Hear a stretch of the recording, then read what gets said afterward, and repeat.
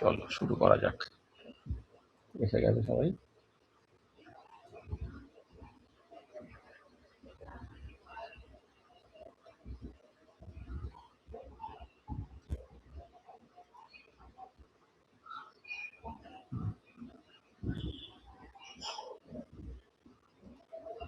দেখো স্ক্রিন দেখা যাচ্ছে তো?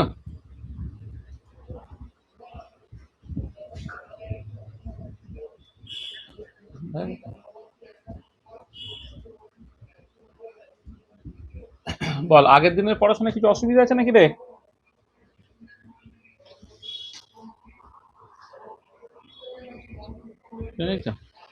আচ্ছা, চলো।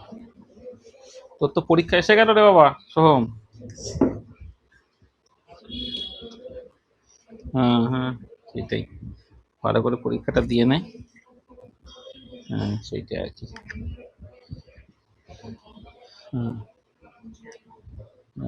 টেনশনে কিছু নেই। আরে যা হবে হবে, জীবনে পরিশ্রম করলে আমি দেখেছি, হ্যাঁ ঠিক দাঁড়িয়ে পড়া যায়। হ্যাঁ, মানে যে ফিল্ডে যে কাজটাকে করবো সেটা খুব ভালো করে করতে হবে। ব্যবসা করলেও ব্যবসাটা খুব ভালো করে করতে হবে, ডাক্তার হলে ডাক্তারিটাকেও ভালো করে করতে হবে। প্রচুর ডাক্তার আছে যাদেরকে কেউ চেনে না জানে না, কোনো রুগীও হয় না, সেসবও হয়। আবার দেখা যাবে যে মানে অন্য একটা প্রফেশন হয়তো, জাস্ট একটা অশিক্ষিত কিন্তু ভালো পলিটিশিয়ান, মানে সৎ পলিটিশিয়ান। হ্যাঁ, আজকে তুই দেখ না, আমি বলছি যে মোদির শিক্ষাগত যোগ্যতা কি? হ্যাঁ, আজকে যে রাষ্ট্রপতি তার শিক্ষাগত যোগ্যতা কি? হ্যাঁ, কেউই জানে না। মোদি মনে হয় মাধ্যমিকও পাশ করেনি, আর রাষ্ট্রপতি মানে মাধ্যমিক পাশ করেছিল।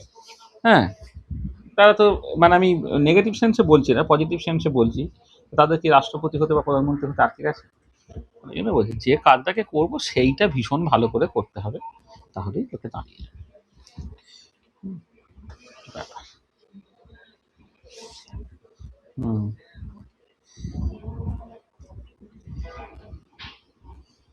হুম। না না, হয়ে যাবে, মানে ওটা কিছু না, ও কি আছে, ঠিক করে। মানে যে জিনিসটা করছি সেটা ভালোবেসে করতে হবে, তাহলে খাটুনিটা খাটুনি মনে হবে না। তাহলে খাটুনিটা খাটুনি মনে হবে না আর কি।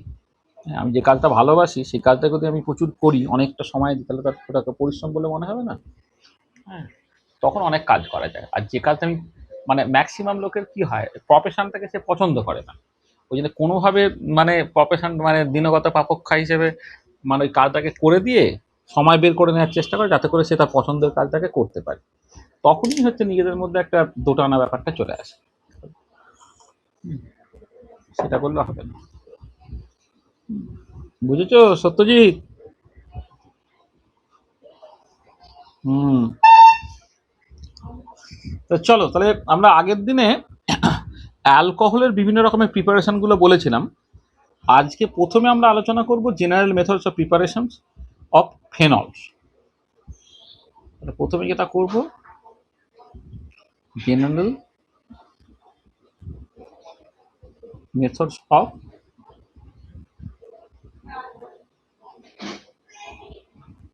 Preparation of phenols.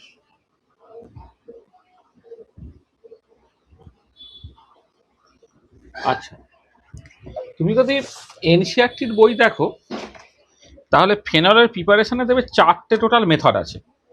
ঠিক আছে, তাহলে আমরা যেটা বারবারই বলি যে এনসিআরটির বইয়ে যেটা আছে সেটা আমাকে করতেই হবে, তার সঙ্গে অ্যাডিশনালি কিছু জিনিসপত্র করতে হবে যেটা কম্পিটিটিভ এক্সামের জন্য লাগবে আর কি। ঠিক আছে, তাহলে আমি সেই রকমভাবেই করছি।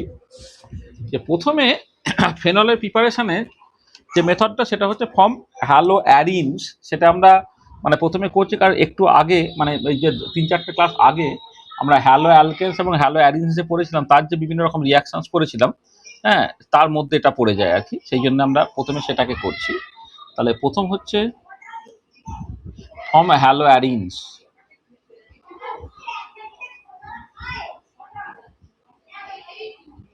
Form halo arenes. আচ্ছা, হ্যালো অ্যারিনস থেকে, হ্যালো অ্যারিনস মানে ধরো তুমি ক্লোরোবেনজিন নিচ্ছ। হ্যাঁ, তোমাকে ডাউস মেথড মনে আছে? Dow process. তাহলে এই যে প্রসেসটা সেটা বেসিক্যালি তোমার, আমি সেটা পরে, আচ্ছা মেথডটাকে প্রথমে লিখে দিই তারপর সেটা দেখাচ্ছি। ধরো তুমি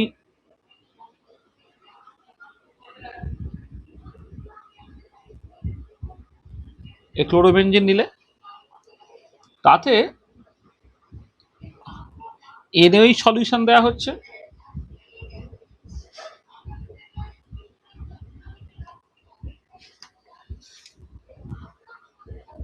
বেশ ভালো টেম্পারেচার তোমাকে দিতে হচ্ছে, 623 কেলভিন টেম্পারেচার দিতে হলো, আর এক্সট্রিমলি হাই প্রেসার দিতে হচ্ছে, 300 অ্যাটমসফিয়ার প্রেসার দেওয়া হচ্ছে। তাহলে যেটা তৈরি হলো সেটা হচ্ছে সোডিয়াম ফেনক্সাইড তৈরি হলো। এটা হচ্ছে ক্লোরোবেনজিন। সেখান থেকে যেটা প্রথমে তৈরি হলো সেটা হচ্ছে সোডিয়াম ফেনক্সাইড, মানে ফেনলের সোডিয়াম সল্ট তৈরি হলো। তারপরে সেটা অ্যাসিডিফিকেশন করতে হয়। অ্যাসিডিফিকেশন মানে H2O প্লাস বা ডাইলিউট HCl দিয়ে যদি অ্যাসিডিফিকেশন করো তাহলে তুমি রিকোয়ার্ড ফেনলটা পেয়ে যাচ্ছ। তাহলে এই যে মেথডটায় সেখানে যে NaOHটা দেওয়া হয় এই মোটামুটিভাবে 6 to 8% NaOH সলিউশন দেওয়া হয়, 623 কেলভিন টেম্পারেচার, 300 অ্যাটমসফিয়ার প্রেসার, মানে প্রেসারটা সত্যি সত্যি এক্সট্রিমলি হাই, এই প্রেসার দেওয়া হচ্ছে। করে তোমার দেখো ফেনলটা তৈরি হয়ে যাচ্ছে। এই রিয়াকশনটা আমরা পড়েছিলাম। আচ্ছা, এই যে রিয়াকশনটা, এইটা যে মানে যে মেথডটাকে ব্যবহার করে সেই মেথডটাকে হচ্ছে ডাও প্রসেস বলা হয়। এইটা হচ্ছে তোমার ডাও প্রসেস। এটা আমি একটা এমসিকিউ যে পরীক্ষা, মানে যে পরীক্ষাগুলো নিয়ে গেছেন এমসিকিউর মধ্যে এটা আমি এই কোশ্চেনটা আমরা দিয়েছিলাম। ঠিক আছে, তাহলে এটা পরিষ্কার, এটা আমাদের অলরেডি জানা ছিল। এটা আচ্ছা, 2 নম্বর যেটা আমরা করব সেটা আমাদের জানা আছে। তাহলে from benzene sulphonic acid, from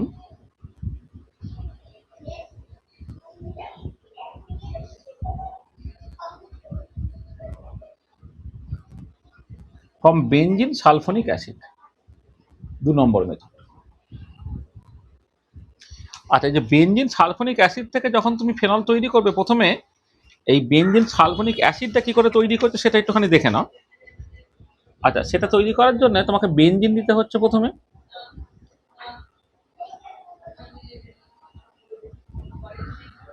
benzene নেওয়া হলো।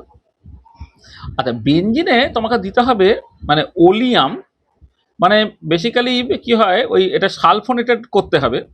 তার জন্যে তোমাকে সালফিউরিক অ্যাসিড এবং সালফার ট্রাইঅক্সাইডের মিক্সচার, যাকে ওলিয়াম বলে, সেটা তুমি ব্যবহার করবে। ওলিয়ামটা হচ্ছে মানে বেসিক্যালি কিছুই না, 2টো সালফিউরিক অ্যাসিড থেকে একটা জল বেরিয়ে যাওয়া, সেটা সংকেতটা হচ্ছে H2S2O7। এটাকে বাণিজ্যিক নাম হচ্ছে ওলিয়াম, OLEUM। তাহলে তুমি দেখো 2টো সালফিউরিক অ্যাসিড নেবে, সেখান থেকে একটা জল বের করে দেবে, তাহলে যেটা তৈরি হবে সেটা হচ্ছে ওলিয়াম। এবারে বেনজিনের সঙ্গে এই ওলিয়ামে যদি রিয়াকশনস করা হয় তাহলে প্রথমে বেনজিন সালফোনিক অ্যাসিডটা তৈরি হচ্ছে, এবং তার জন্য যেটা লাগে এই 353 কেলভিন টেম্পারেচার লাগে। করে এই যে প্রসেসটা, সেই প্রসেসটা করে সালফোনেশন। সালফোনেশন হয়ে তোমার বেনজিন সালফোনিক অ্যাসিড তৈরি হলো, SO3H, এটা তৈরি হলো। তো এটাকে বলা হচ্ছে বেনজিন সালফোনিক অ্যাসিড। এটা প্রথমে দেখি,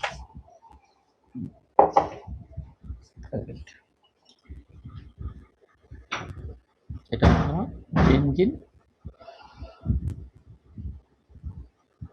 সালফোনিক অ্যাসিড। আর বেনজিনে SO3H ঢোকাটা, এই রিয়াকশনটাকে বলা হবে সালফোনেশন। এইটা হচ্ছে দেখবো বেনজিনের, যখন আমি রিয়াকশনস পড়েছিলাম মানে হাইড্রোকার্বন যখন পড়ানো হয়েছিল না গত সেমিস্টারে, সেখানে দেখবে এই রিয়াকশনটা লেখা ছিল যে ওলিয়াম বা অনেক সময় ফিউমিং সালফিউরিক অ্যাসিডও বলা হয়। যখন তুমি দাও তখন তোমার বেসিক্যালি বেনজিন সালফোনিক অ্যাসিড তৈরি হচ্ছে এটা। আচ্ছা, এবার আমি কি করব, আমার তো দরকার আলটিমেটলি তোমাকে ফেনল তৈরি করতে হবে। আমরা প্রথমেই যেটা করলাম, এইটা সোডিয়াম হাইড্রক্সাইড দিয়ে এটা সালফোনেটেড করলাম, এটা NaOH দিলাম, এটা অ্যাসিড, এটা হচ্ছে তোমার বেস। বেনজিন সালফোনিক অ্যাসিডের অ্যাসিড একটা বেস। তাহলে অ্যাসিড বেস রিয়াকশন করলে কি হবে, জলটা বেরিয়ে যাবে, সেটা -H2O লিখলাম। লিখে যেটা হলো যে সালফোনিক অ্যাসিডে সোডিয়াম সল্ট তৈরি হলো প্রথমে, এটা SO3 মাইনাস Na প্লাস এটা তৈরি হলো। এটাকে তুমি বলতে পারো সোডিয়াম, হ্যাঁ সোডিয়াম বেনজিন সালফোনেট। এটা হচ্ছে সোডিয়াম বেনজিন, এটা সোডিয়াম বেনজিন সালফোনেট তৈরি হলো এটা। এবারে এইটাকে তোমাকে একদম মানে একদম ফিউজ সোডিয়াম হাইড্রক্সাইড দিয়ে মানে মল্টেন NaOH, মানে একদম স্ট্রং বেস তোমাকে ব্যবহার করতে হচ্ছে। হ্যাঁ, এটাকে মানে ফিউজ করা বলা, এটাকে আর কি ফিউজ করছে। এবং এই ফিউজটাকে যখন করবো তখন 623 কেলভিন টেম্পারেচার দিতে হচ্ছে, 623 কেলভিন টেম্পারেচার দিতে হচ্ছে। মল্টেন NaOH আমি ব্যবহার করলাম, করলে তোমার এই যে বেনজিনের মানে সরি ফেনলের সোডিয়াম সল্ট তৈরি হলো, O minus Na plus, sodium phenoxide তৈরি হলো, 1 সোডিয়াম ফেনক্সাইড তৈরি হয়ে গেল। তারপরে বাকি পার্টটাতে তুমি যদি অ্যাসিডিফিকেশন করো ডাইলিউট সালফিউরিক অ্যাসিড দিয়ে, তাহলে তোমার সেখান থেকে তুমি ফেনলটা পেয়ে যাবে। তাহলে দেখো তাহলে কি করা হলো, প্রথমে বেনজিন নিয়েছো, সেখানে ওলিয়াম বা H2SO7 এবং 300 মানে 80 ডিগ্রি সেন্টিগ্রেড বা 353 কেলভিন টেম্পারেচার যদি তুমি দাও, তাহলে বেনজিন সালফোনিক অ্যাসিড তৈরি হচ্ছে। সেখানে তুমি যেটা করছো, প্রথমে এটাকে সামান্য সোডিয়াম হাইড্রক্সাইড দিয়ে তোমার সালফোনিক অ্যাসিডে সোডিয়াম সল্ট তৈরি করে নিল, তারপরে মল্টেন NaOH দিয়ে প্রচণ্ড হাই টেম্পারেচারে বেশ করে ফিউজ করো, করলে সোডিয়াম ফেনক্সাইড তৈরি হয়ে যায়, সেটা অ্যাসিডিফিকেশন করা হলো, সেখান থেকে তোমার ফেনল তৈরি হয়ে গেল। এইটা আর একটা ভীষণ ইন্টারেস্টিং মেথড যেটা আমরা এখানে উল্লেখ করি, ঠিক আছে। আচ্ছা, থার্ড যে মেথডটা, 3 নম্বর যে মেথডটা, সেটা হচ্ছে ফ্রম ডায়াজোনিয়াম সল্ট।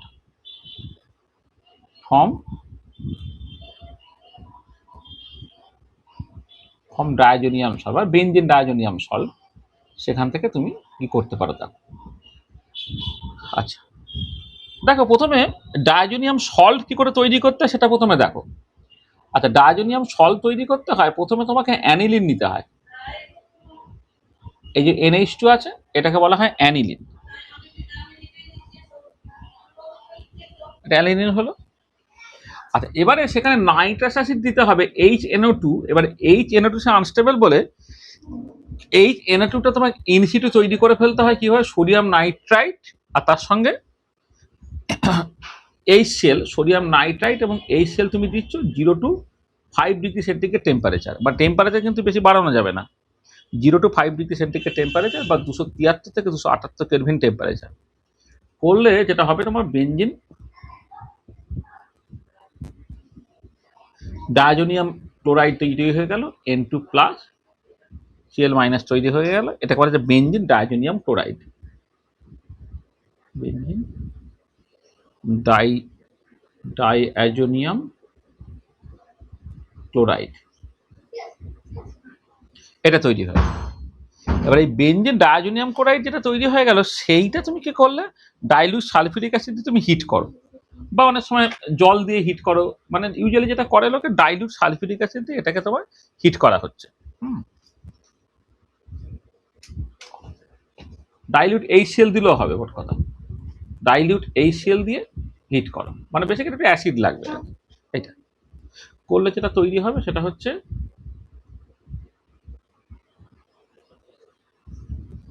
সরাসরি ফেনল তৈরি হলো, তার সঙ্গে নাইট্রোজেন তৈরি হলো, এবং তার সঙ্গে তোমার এখানে HCl তৈরি হলো। এটা দেখো তুমি এই করসপন্ডিং ফেনলটা পেয়ে যাচ্ছ। কি রে, কি খুঁজছিস?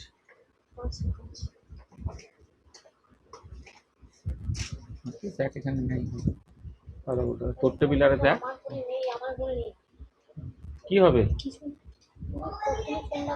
চলো দেখো, তাহলে এই ডায়াজোনিয়াম সল্ট থেকে তুমি যখন ফেনল তৈরি করছো, সেটা এরকম যে অ্যানিলিন নাও, সেখানে সোডিয়াম নাইট্রাইট এবং HCl 0 to 5 degree centigrade temperature বাড়ালে চলবে না। বেনজিন ডায়াজোনিয়াম সল্ট হলো, তারপরে অ্যাসিডিফিকেশন করো, সেখান থেকে তোমার একদম ফেনল তৈরি হয়ে যাচ্ছে। নেক্সট যে মেথডটা 4 নম্বর মেথড ফ্রম কিউমিন।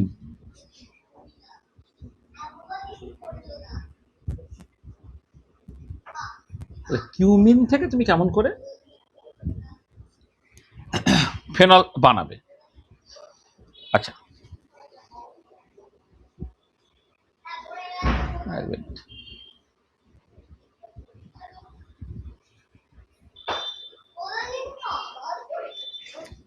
আচ্ছা, আমি প্রথমে একটা জিনিস দেখি যে কিউমিন কি করে বানাবো, সেইখান থেকে আমি ব্যাপারটাকে স্টার্ট করি। তাহলে তুমি বেনজিন দিয়ে স্টার্ট করো। বেনজিন নিলে বেনজিনের সঙ্গে প্রোপিনের রিয়াকশন করা হচ্ছে, CH2 double bond CH CH3, তার তুমি রিয়াকশন করছো, এবং রিয়াকশনটা যখন করছো তোমাকে নিতে হচ্ছে ফসফরিক অ্যাসিড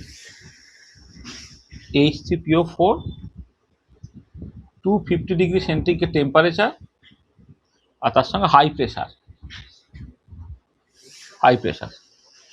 তুমি এটা দিলে এই কম্পাউন্ডটা তৈরি হচ্ছে তোমার এখানে তোমার CH3 তৈরি হলো। এই যে কম্পাউন্ডটা এরই নাম হচ্ছে কিউমিন, এটা ঠিক আছে। তাহলে বেনজিন তার সঙ্গে CH3 এইটা হয়ে যাচ্ছে তোমার কিউমিন, ঠিক আছে। তাহলে আমাকে যদিও ফ্রম কিউমিন থেকে তৈরি করতে পারি, আমি বেনজিন থেকে কিউমিনটা কি করে তৈরি করলাম সেটা আমি প্রথমে বলে দিলাম। আচ্ছা, এরপরে যেটা করা হলো এইটাকে অক্সিডেশন করতে হবে। অক্সিডেশন করার জন্য তোমাকে এরিয়াল অক্সিডেশন করবো। অক্সিজেনটা আমি পাবো এয়ার থেকে, সেখান থেকে 95 to 135 ডিগ্রি সেন্টিগ্রেড টেম্পারেচার দিচ্ছি। অক্সিজেন এয়ার দিলাম, 95 to 135 ডিগ্রি সেন্টিগ্রেড টেম্পারেচার আমি দিচ্ছি। তাহলে কিউমিন হাইড্রোপারক্সাইড তৈরি হচ্ছে। তাহলে একটা কম্পাউন্ড তৈরি হচ্ছে, যে কম্পাউন্ডের স্ট্রাকচারটা কেমন দেখো,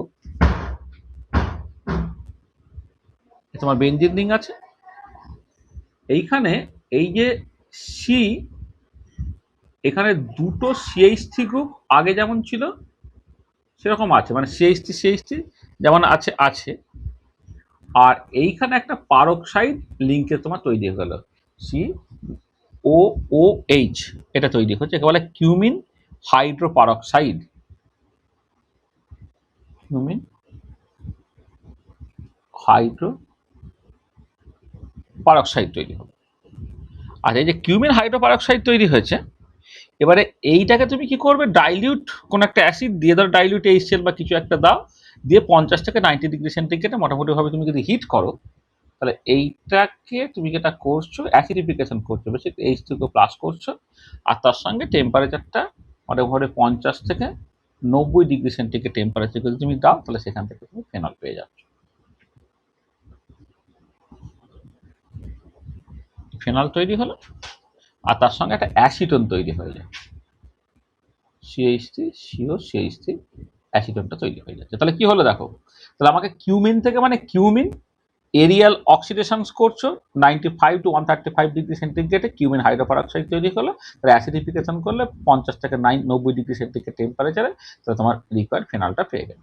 এবারে কিউমিনটা বেনজিন থেকে কি করে পাচ্ছ, তার জন্য আমি অ্যাডিশনালি লিখে দিয়েছি, বেনজিনের সঙ্গে তোমাকে প্রোপিনের রিয়াকশন করতে হচ্ছে, সালফিউরিক অ্যাসিড দিতে হবে, 250 ডিগ্রি সেন্টিগ্রেড টেম্পারেচার দিতে হবে, হাই প্রেশার দিতে হবে, তোমার করসপন্ডিং কিউমিনটা তৈরি হয়ে যাচ্ছে। ওয়ান্স কিউমিন তৈরি হয়ে গেল, তারপর তার অক্সিডেশন করে, হ্যাঁ, তারপর অ্যাসিডিফিকেশন যখন করবো তখন রিকোয়ার্ড যে প্রোডাক্টটা, সেই প্রোডাক্টটা তুমি পেয়ে যাচ্ছ।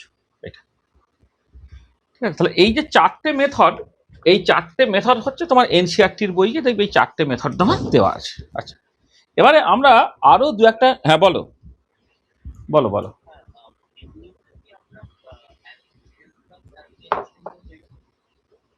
ফিডল ক্যাপ অ্যালকাইলেশন করে তৈরি করতে পারো, কিন্তু ফিডল ক্যাপ অ্যালকাইলেশনের একটা সমস্যা, যে মানে তোমার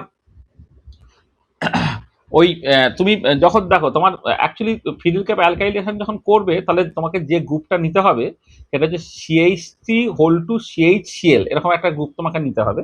এবার ওটা যেহেতু তোমার ওই সেকেন্ডারি অ্যালকিল হ্যালাইড হয়ে যাচ্ছে, হ্যাঁ, তার ক্ষেত্রে তোমার রিয়াকশনসটা সহজে হতে চাইবে না, এই হচ্ছে ব্যাপার আর কি। হ্যাঁ, এইটা আর কিছু না। করতেই পারো তুমি, মানে তোমার স্টেপ বাই স্টেপ চাইলে করতে হবে। ফিডেল ক্যাপ অ্যাসাইলেশন করলে, তারপর রিডাকশন করলে, ক্লিভেনশন রিডাকশন করলে, তাহলে তুমি করে ফেলতে পারো। মানে ধরো সিও, তোমাকে ব্যাপারটা কি হচ্ছে যে তোমাকে এইখানে যেটা করতে হচ্ছে যে সিএইচ হোল টু এই পুরো গ্রুপটাকে জুড়তে হবে। তো তাহলে কি হচ্ছে, ফিডেল ক্যাপ অ্যালকাইলেশন করলে করসপন্ডিং অ্যালকাইল হ্যালাইডটা কি হবে, সিএইচটি হোল টু সিএইচসিএল হবে। দেখতে হবে সে ভালো রিয়াকশনটা করতে পারছে কিনা। হুম, সেখানে সব সেটা সেটা তুমি করতেই পারো, করার অসুবিধা কিছু নেই। হুম, মানে অবশ্যই করতে পারা যায়।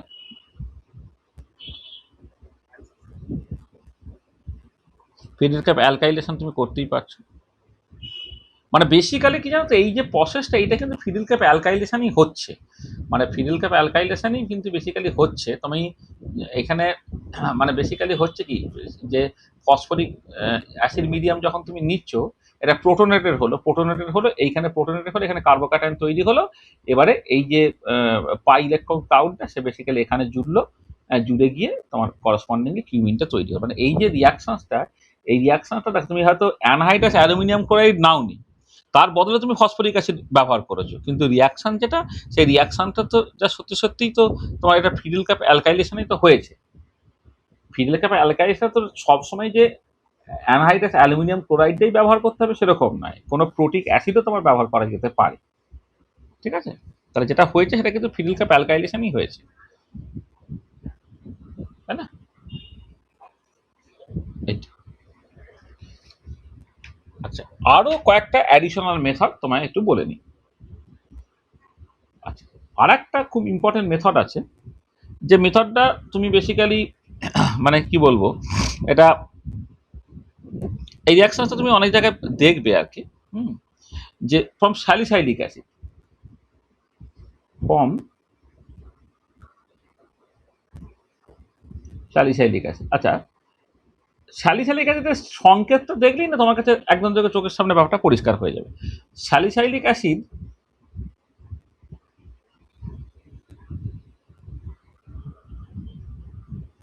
সেটা হচ্ছে এই, এখানে ওএইচ আর তার অর্থপোজ এখানে সি ডবল এইচ।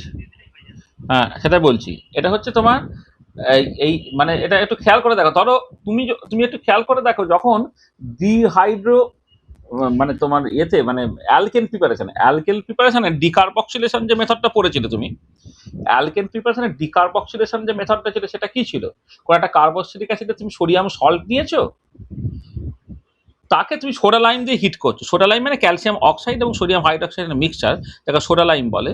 যদি হিট করো তাহলে কি হচ্ছে, ওই কার্বন ডাইঅক্সাইড পার্টটা বেরিয়ে চলে যাবে। কার্বন ডাইঅক্সাইড পার্টটা এমনি এমনি বেরোবে, সেটা ক্যালসিয়াম কার্বনের বা সোডিয়াম কার্বনেট হিসেবে বেরোবে। ঠিক আছে, বেরিয়ে যাবে, বেরিয়ে গিয়ে তোমার একটা নর্মাল অ্যালকেন তৈরি হয়ে যেত।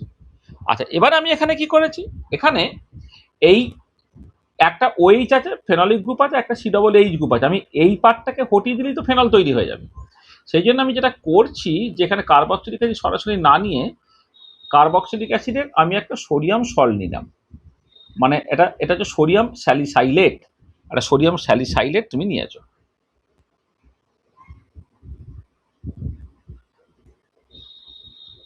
স্যালিসাইল। এবারে ডিকার্বক্সিলেশন মানে বেসিক্যালি এই গ্রুপটা সরে যাবে সোডিয়াম কার্বনেট হিসেবে, এবং এই ডিকার্বক্সিলেশন মেথড করে ইউজুয়ালি আমরা অ্যালকেন তৈরি করে দেবে। অ্যালকেন প্রিপারেশন তুমি দেখবে ওই অ্যাসিটিক অ্যাসিড সিএইচটি সি ডবল এনে নিয়েছো, মানে অ্যাসিটিক অ্যাসিড সোডিয়াম সল্ট নিয়েছো, সোডা লাইম দিয়ে হিট করেছো, তুমি মিথেন তৈরি হয়েছে। তুমি অ্যালকেনের চ্যাপ্টারটা খুলে দেখবে, তাহলে তুমি বুঝতে পারবে। এখানে কি হচ্ছে, খুব সুইটেবলি ওই গ্রুপটা রেখে দিলাম, তার সঙ্গে তোমার এখানে সোডিয়াম সল্টটা আছে। এবার তুমি সোডা লাইম দিয়ে হিট করো, সোডা লাইম মানে ক্যালসিয়াম অক্সাইড এবং এনওএইচ এর মিক্সচার, এইটা তুমি নিয়েছো, এটাকে সোডা লাইম বলা হয়। তুমি এবারে হিট দিলে, কি হলো, এটা সোডিয়াম কার্বনেট হিসেবে বেরিয়ে গেল। বেরিয়ে গিয়ে তোমার এই যে ফেনলিক ওয়েস্টটা, সেটাও যেহেতু তোমার অ্যাসিডিক হয়, সেখানে এই সোডিয়াম ফেনক্সাইড তৈরি হয়েছে। তারপরে তুমি যদি অ্যাসিডিফিকেশন করো, H2 প্লাস হিট দাও, তাহলে তোমার রিকোয়ার্ড ফেনলটা তুমি পেয়ে গেলে। এইটা দেখো আর একটা খুব ইন্টারেস্টিং মেথড, যে স্যালিসাইলিক অ্যাসিডে সোডিয়াম সল্ট, তার ডিকার্বক্সিলেশন করে তুমি ফেনলটাকে তৈরি করতে পারো। এটা। আচ্ছা, আর একটা ইম্পর্টেন্ট মেথড দেখো, ফ্রম গিরিংনার রিয়েজেন্ট।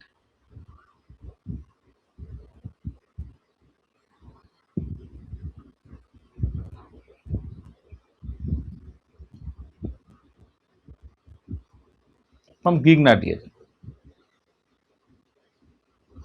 আচ্ছা, গ্রিগনার ডিএজেন তুমি প্রথমে একটা গ্রিগনার ডিএজেন নিলাম, বেনজিন ম্যাগনেসিয়াম ব্রোমাইড দিলাম এটা। এবারে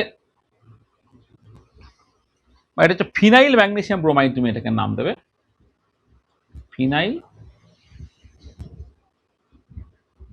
ম্যাগনেসিয়াম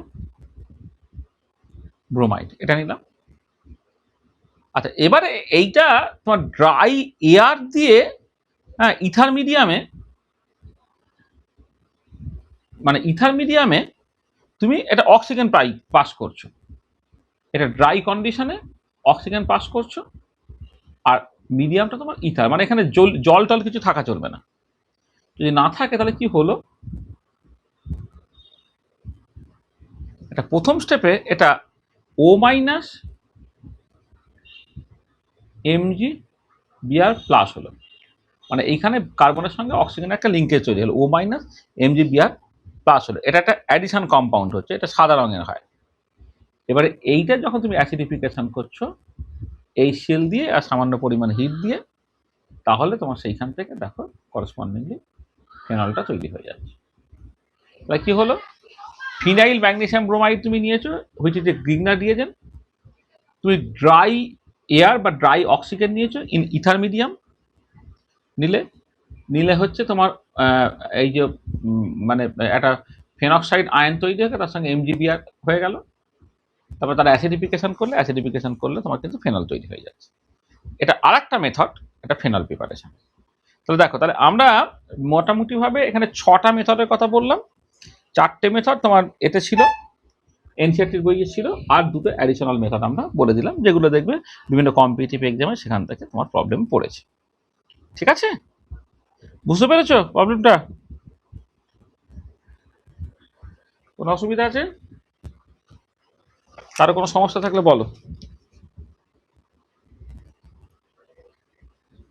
ঠিক আছে, ঠিক আছে তো।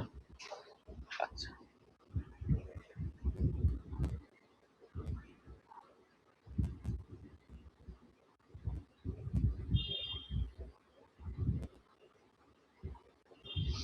আচ্ছা, একটা প্রবলেম বলছি।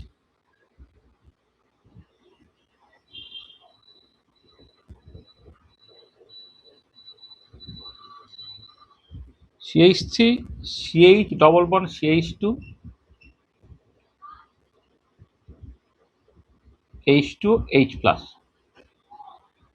বলো করসপন্ডিং প্রোডাক্টটা কি হবে বলো তো?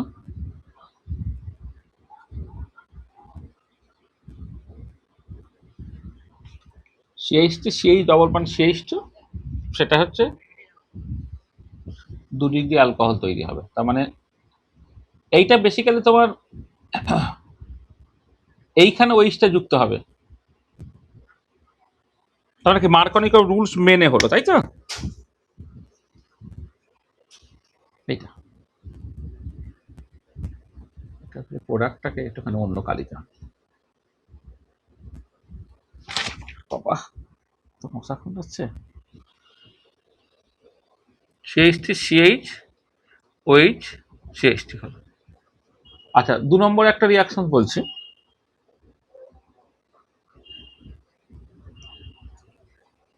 ডবল বন্ড ও আছে, এখানে তোমার CH2 C ডবল বন্ড ও CH3। তাহলে এটা হচ্ছে কার্বনিল গ্রুপ, আর এইটা হচ্ছে তোমার এস্টার গ্রুপ। ঠিক আছে, সেইখানে আমি রিডাকশন করব কি দিয়ে না, সোডিয়াম বোরোহাইড্রাইড দিয়ে। সোডিয়াম বোরোহাইড্রাইড দিয়ে রিডাকশন করছি। বলতে পারবে করসপন্ডিং প্রোডাক্টটা কি হবে বলো? করসপন্ডিং প্রোডাক্টটা কি হবে, কে বলবে বলো? হ্যাঁ বলো। এক্স্যাক্টলি, হ্যাঁ। তাহলে দেখো, এইটা একটা সোডিয়াম বোরোহাইড্রাইড একটা special kind of reducing agent. যে স্পেশাল কাইন্ড অফ রিডিউসিং এজেন্টটা কি করে না, এই এস্টার গ্রুপকে এস্টার গ্রুপে রিডাকশন করতে পারে না, সে যে কার্বনিল গ্রুপটা আছে সেই কার্বনিল গ্রুপটা তোমার রিডাকশনটাকে করে দেবে আর কি। ঠিক আছে, এটা হচ্ছে ব্যাপার। তাহলে করসপন্ডিং প্রোডাক্ট তাহলে কি হলো, এইটা ওইচ করে দাও, এটা ওইচ হয়ে গেল, আর এইখানে যেমন আছে CH2 C ডবল বন্ড ও CH3, এই হচ্ছে করসপন্ডিং। ও আমি আবার এই করছি, এটা যে একটা সলিউশনটা একটা লিখে দেওয়া হচ্ছে, সেটা অন্য কালিতে লেখা দরকার।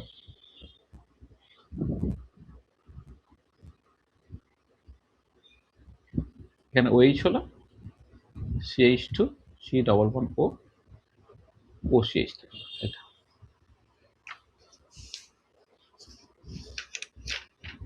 ঠিক আছে। এক মিনিট,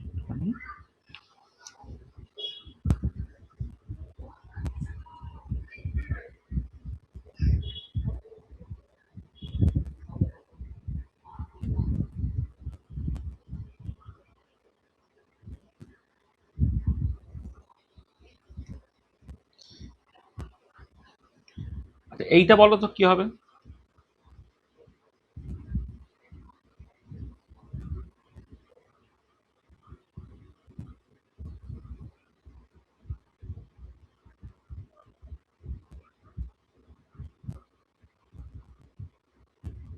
এখানে রিয়াকশন হচ্ছে লিথিয়াম অ্যালুমিনিয়াম হাইড্রাইড দিয়েছে, সোডিয়াম বোরোহাইড্রাইডও রিডিউসিং এজেন্ট, লিথিয়াম অ্যালুমিনিয়াম হাইড্রাইডও রিডিউসিং এজেন্ট। বলো এর ক্ষেত্রে করসপন্ডিং প্রোডাক্টটা কি হবে বলো তো।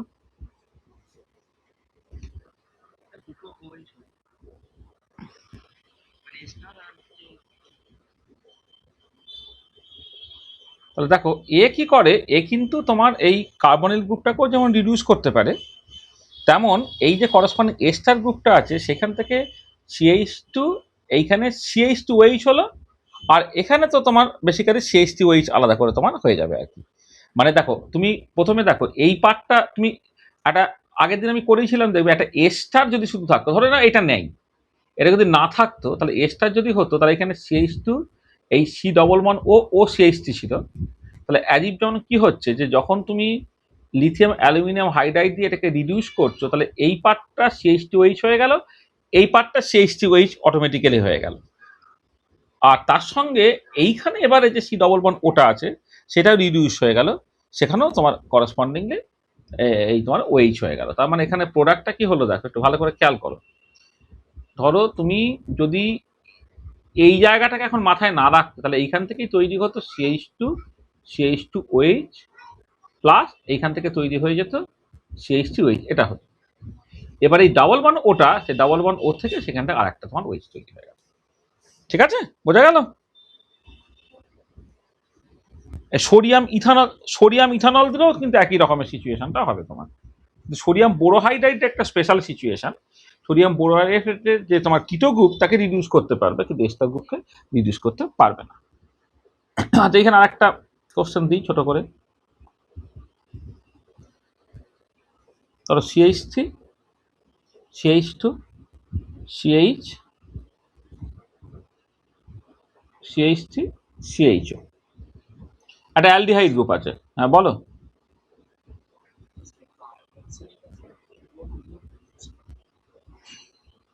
কার্বক্সিলিক অ্যাসিডকে এই লিথিয়াম অ্যালুমিনিয়াম হাইড্রাইডের মতো স্ট্রং রিডিউসিং এজেন্ট তাকে রিডিউস করে দেবে।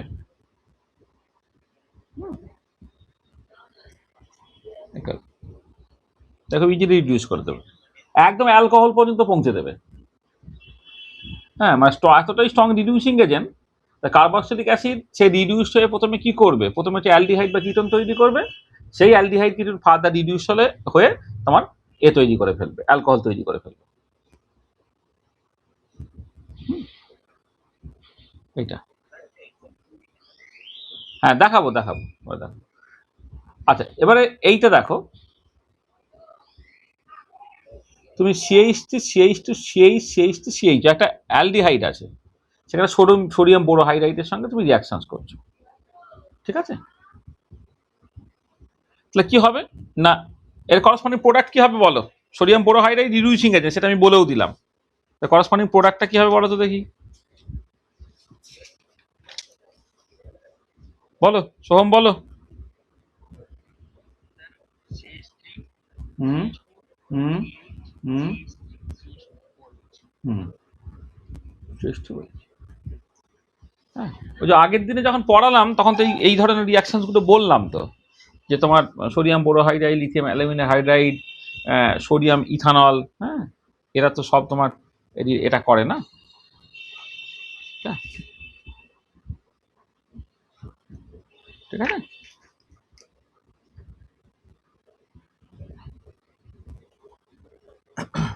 আচ্ছা, ও যেটা বললো একটাখানি এক্সাম্পল একটা দিয়ে দিই। ধরো তুমি মানে একটা ওর মানে ও যেটা বললো বলে আমি একটা এক্সাম্পল দিচ্ছি। ধরো তুমি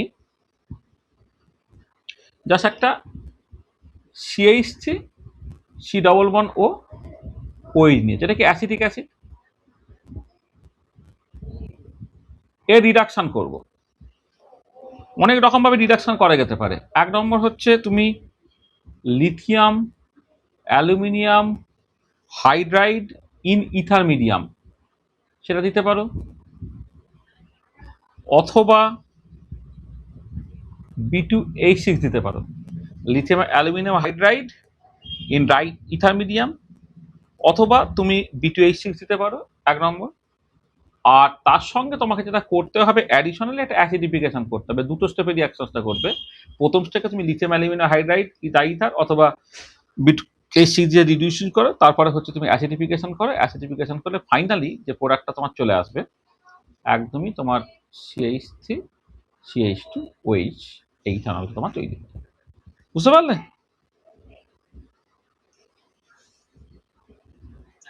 এটা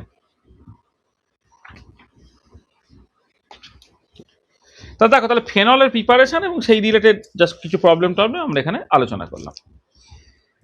আচ্ছা দেখো, অ্যালকোহল এবং ফেনল, এই দুটোকে আমরা প্রথমে আলোচনা করিনি। যদিও আমাদের চ্যাপ্টারটার নাম হচ্ছে অ্যালকোহল, ফেনল এন্ড ইথার, আমি ইথারটার সঙ্গে না অ্যালকোহল বা ফেনলের কোনো সম্পর্ক নেই। এমনিতেই অ্যালকোহল এবং ফেনল তারা দুটো আলাদা হোমোলগাস সিরিজের মধ্যে পড়ে। অ্যালকোহল আলাদা গোত্র, ফেনল হচ্ছে তোমার আলাদা গোত্র। আর ইথারের সঙ্গে তো তার কোনো সম্পর্কই নেই। সেই জন্যে আমার হয়তো এরকম করে পড়লেও হতো যে অ্যালকোহলের যখন প্রিপারেশন বলেছিলাম, অ্যালকোহলের প্রপার্টিসগুলো প্রথমে বলে দিলে ভালো হতো। আবার ফেনলের যখন প্রিপারেশন বললে, ফেনলের প্রপার্টিগুলো তারপরে পরপর করে বলে দিলে ভালো হতো। হ্যাঁ, কিন্তু তোমাদের নর্মাল বইয়ে দেখবে, আমি দুটো বইকেই দেখছিলাম, এনসিআরটির বই বা ছায়াপ্রকাশের সমস্ত বইই যেটা দেখছিলাম, যে অ্যালকোহল এবং ফেনলকে একই ফুটিংয়ে দেখার চেষ্টা করেছে। ঠিক আছে, সেখানে আমরা ফেনলের প্রিপারেশনের পরেই হচ্ছে অ্যালকোহলের প্রিপারেশন আমরা গেলাম। আচ্ছা আচ্ছা, এবারে আমি যেটা করি সেটা হচ্ছে যে তোমার যে কেমিক্যাল বা ফিজিক্যাল প্রপার্টিসগুলো আমরা দেখব।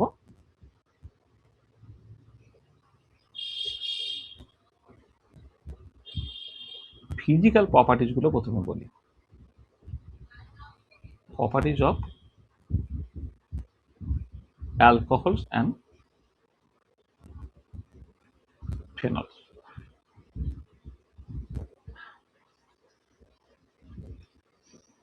কতগুলো পয়েন্ট প্রথমে উল্লেখ করি। যে ফেনল হচ্ছে অ্যাসিডিক, এটা আমরা অনেকবার আলোচনা করেছি, এখানেও সেটা আলোচনা করার দরকার। ফেনলের রেসপেক্টে ফেনলটা হচ্ছে এক্সট্রিমলি অ্যাসিডিক, সেটা কিন্তু তোমাকে আলাদা করে মানে মেনশন করার মতো আর কি, সেটা তুমি সবসময় খেয়াল রাখবে। ফেনলটা হচ্ছে তোমার অ্যাসিডিক হয়। আচ্ছা, সেটা আমরা যখন জেনারেল ডিসকাশন করেছিলাম তখন তো অলরেডি করেছিলাম। এবার আরেকটু এখানে বলে দেওয়া যেতে পারে যে ধরো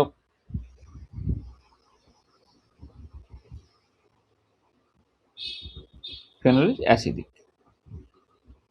আচ্ছা, কেন ফেনল অ্যাসিডিক? তো এই তুমি ফেনল নিয়েছো, সে যদি অ্যাসিডিটি শো করে তাহলে H+ দেবে এবং তার সাথে সাথে O- তোমার তৈরি হবে। তাহলে এইটা হচ্ছে তোমার বেসিক্যালি কনজুগেট বেস। কনজুগেট মানে কোন একটা অ্যাসিড থেকে H+ চলে যাওয়ার পর যেটা বসে থাকে সেটা conjugate base.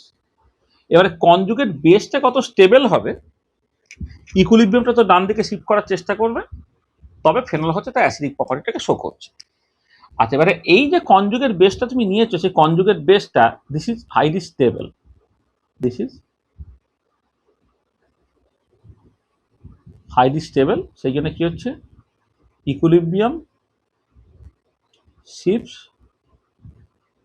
Toward right, equilibrium ডান দিকে তোমার শিফট করছে, equilibrium shifts towards right,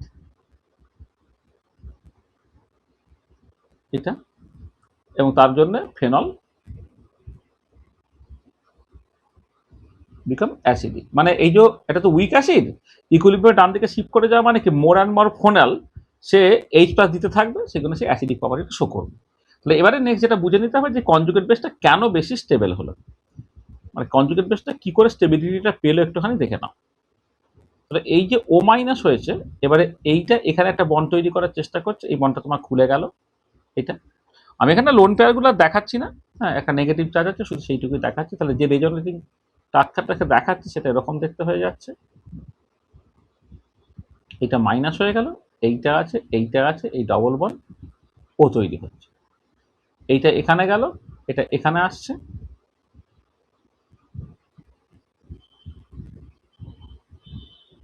double bond ও, এই হলো, এখানে মাইনাস হলো, এই হলো, তারপরে এটা এখানে গেল, এটা এখানে গেল,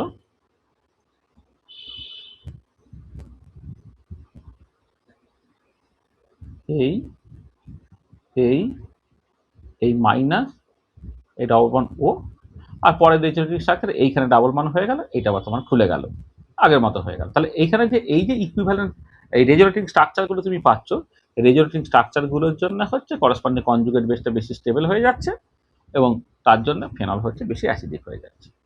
ঠিক আছে, আচ্ছা অ্যালকোহলের ক্ষেত্রে কিন্তু এই ধরনের কিছু অ্যাডভান্টেজ নেই, সেই জন্য অ্যালকোহলের অ্যাসিডিটি সেটা কিন্তু ফেনলের থেকে অনেক কম। তো এখানে একটু লিখে রাখি যে for alcohol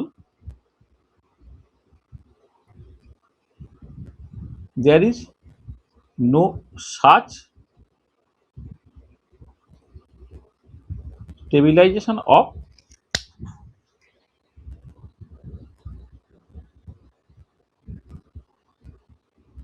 conjugate base।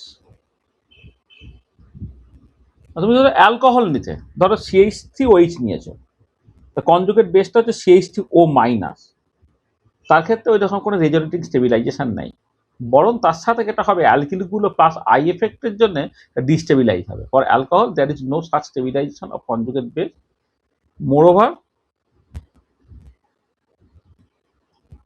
Due to presence of alkyl group, conjugate base is destabilized by plus I effect। তুমি যদি CH3OH নিতে, ধরো আমি এটা বললাম তুমি একটা জাস্ট খুব সহজ একটা অ্যালকোহল তুমি নিয়েছো, মিথানল নিয়েছো, তার ক্ষেত্রে যদি ইকুইলিব্রিয়ামটার কথা ভাবো তাহলে H plus plus CH3O minus হচ্ছে।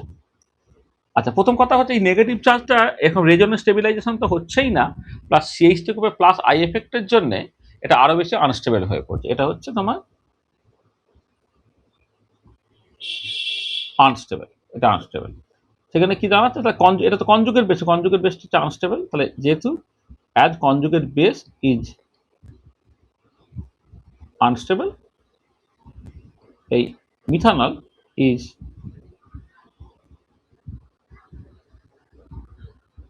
মানে মানে এটা CH2OH has very low acidity, মানে ফেনলের সাথে যদি কম্পেয়ার করো, হ্যাঁ তাহলে ফেনলের তুলনায় অ্যালকোহলের অ্যাসিডিটি অনেক অনেক অনেক অনেক কম। অর্থাৎ ঠিক আছে, মানে তার একটা অ্যাসিডিক নেচার নর্মালি আছে, ফেনলের যেমন আছে তেমন ইথানলেরও আছে। তুমি সেই রকমভাবে যদি একটা স্ট্রং বেসের পাল্লায় পড়ে তাহলে মিথানল বা ইথানল বা অ্যালকোহলগুলো সেও বেসিক্যালি এইচ প্লাসটা দিতে পারে না সেরকম নয়, কিন্তু ফেনলের সঙ্গে তুমি যখন কম্পেয়ার করবে তার ক্ষেত্রে দেখবে ফেনল সার্টেনলি অনেক বেশি অ্যাসিডিক দেন নর্মাল অ্যালকোহল। ঠিক আছে, এটা একটা ভীষণ ইম্পর্টেন্ট জায়গা যেটা তোমাকে প্রথমে মনে রাখতে হবে। আচ্ছা যেটা সেকেন্ড ইম্পর্টেন্ট পয়েন্ট যেটা, সেটা হচ্ছে যে তোমার ফেনল অতটা নয়, কিন্তু কার্বক্সিলিক অ্যাসিডগুলো কার্বক্সিলিক মানে অ্যালকোহলগুলো পার্টিকুলারলি তারা কিন্তু একটা ইন্টারমলিকুলার হাইড্রোজেন বন্ড করতে পারে। ইন্টারমলিকুলার হাইড্রোজেন বন্ড তারা করতে পারে, মানে ধরো যদি অ্যাকোয়াস সলিউশনে তুমি দাও, জলের সঙ্গে সে হাইড্রোজেন বন্ড করছে, যদি তুমি নর্মালি রাখো তাহলে একে অপরের সঙ্গে হাইড্রোজেন বন্ড করছে। সেখানে যেটা হয় যে এদের মানে মানে যদি খুব বড় হাইড্রোকার্বন পার্ট না থাকে, ধরো এমন একটা হলো তুমি একটা অ্যালকোহল কনসিডার করছো, সেখানে ওএইচ গ্রুপ আছে কিন্তু খুব লম্বা একটা হাইড্রোফোবিক চেন আছে, মানে হাইড্রোকার্বন চেন আছে, তখন হয়তো জলে তারা সলেবল না হতে পারে। কিন্তু যদি তুমি খুব লাইট, মানে ছোট্ট যদি কোনো একটা অ্যালকোহল কনসিডার করো, তাহলে সে জলের সঙ্গে হাইড্রোজেন বন্ডিং করে বলে সে জলেতে সলেবল হয়। তাহলে জাস্ট লো molecular weight alcohol,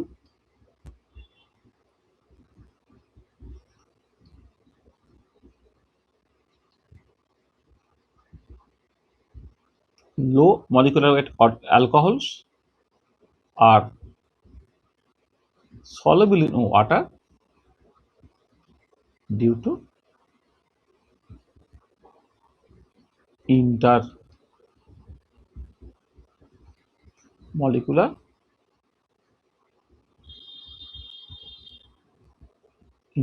hydrogen bonding. Intermolecular hydrogen bonding করে তারা কিন্তু তোমার সলেবল হয়ে যাচ্ছে। ধরো একটা এক্সাম্পল বলছি, ধরো তুমি ইথানলের কথা যখন বলছো, ধরো CH3 OH হলো, এটা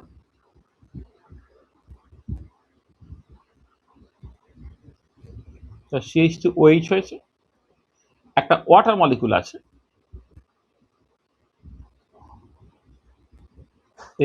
H ধরো, এদের মধ্যে তোমার একটা হাইড্রোজেন বন্ডিং। আবার একটা ইথানল আছে,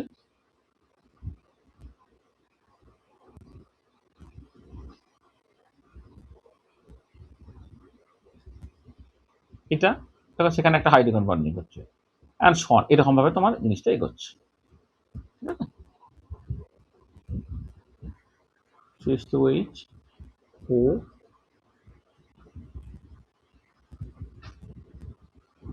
এটা অ্যান্ড সন, এটা তোমার আস্তে আস্তে এগোতে থাকবে আর কি। মানে এটা ধরো যদি লম্বা করার জন্য এইভাবে লিখি তাহলে সুবিধা হবে হয়তো না।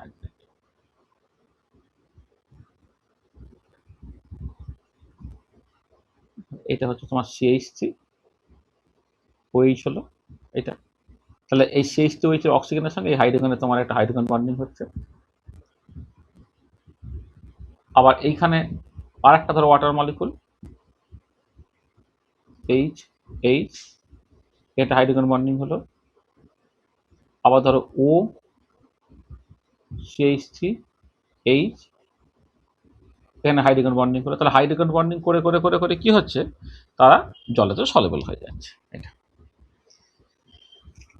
তাহলে বুঝতে পারলে যে কেন লো মলিকুলার ওয়েট যে অ্যালকোহলগুলো আছে তারা জলেতে হাইলি সলেবল হয়, এবং হাইলি সলেবল হচ্ছে এই ইন্টারমলিকুলার হাইড্রোজেন বন্ডিংটা করার জন্য। কিন্তু যদি এমন হয়ে যায় যে খুব বড় একটা অ্যালকোহল তুমি নিচ্ছ, ধরো তুমি একটা বড় অ্যালকোহল হচ্ছে N ডেসাইল অ্যালকোহল, মানে এটা হচ্ছে তোমার CH3 CH2 CH2OH, 10টা কার্বন আছে। এবারে এই যে হাইড্রোকার্বন পার্ট, দেখো OH গ্রুপটা জলের সঙ্গে হাইড্রোজেন বন্ডিং করতে চায়, কিন্তু এই যে বড় একটা হাইড্রোকার্বন পার্ট রয়ে গেছে, সেই হাইড্রোকার্বন পার্টটা হচ্ছে দারুণভাবে জলকে রিপালশন করে বা জলকে পছন্দ করে, সেটা একটা হাইড্রোফোবিক। তাহলে লং হাইড্রোফোবিক চেন,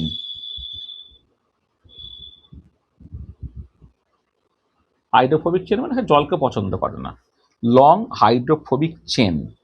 সেই জন্যে এ কি হয়, ইনসলেবল হয়ে যায় ইন ওয়াটার, ইনসলেবল ইন ওয়াটার। তাহলে দেখো, তাহলে আমি অ্যালকোহলের সলিবিলিটি নিয়ে যখন কথাবার্তা বলছি, জলে যদি মলিকুলার ওয়েটটা বেশ কম হয়, মিথানল ইথানল প্রোপানল ইত্যাদি ইত্যাদি, তাহলে জলের সলেবল হাইড্রোজেন বন্ডিং করে। কিন্তু যদি এরকম হয়ে যায়, বেশ বড় হয়ে যায়, হ্যাঁ, লম্বা একটা কার্বন পার্ট আছে, এই হাইড্রোকার্বন পার্টটা হচ্ছে হাইড্রোফোবিক, অর্থাৎ সে জলের দিকে যেতে চায় না। ওই জলের দিকে যেতে চায়, কিন্তু এ যেতে জলের দিকে যেতে চায় না, তখন সে জলেতে সলেবল হয় না, এবং সেটা হচ্ছে তোমার ইনসলেবল হয়। ঠিক আছে, এটা বোঝা গেল?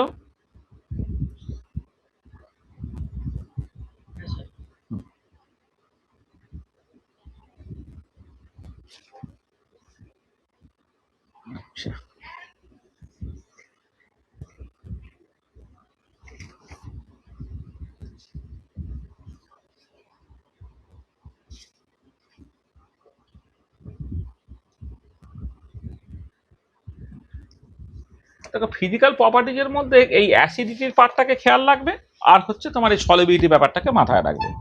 বাকিগুলো অত ইম্পর্টেন্ট না, সেই এমসিকিউ যখন আসবে সেই এমসিকিউর মতো করে তোমার সলভ টলভ করে দিলেই তোমার চলবে। আচ্ছা, এবারে তাহলে আমরা নেক্সট জাস্ট যে সময়টা আছে সেই সময়ের মধ্যে আমরা chemical reactions of alcohol and phenols এই জায়গায় আমরা পরপর করে চলে যাওয়ার চেষ্টা করি। নেক্সট চলে আসছি কেমিক্যাল রিয়াকশন।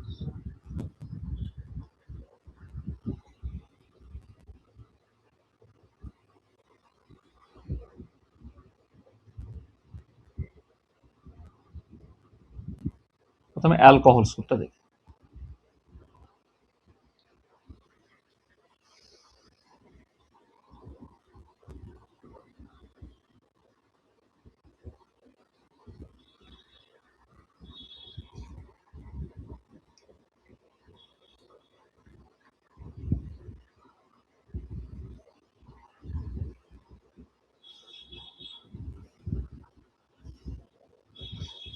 আচ্ছা, কতগুলো স্পেসিফিক রিয়াকশনস বলি।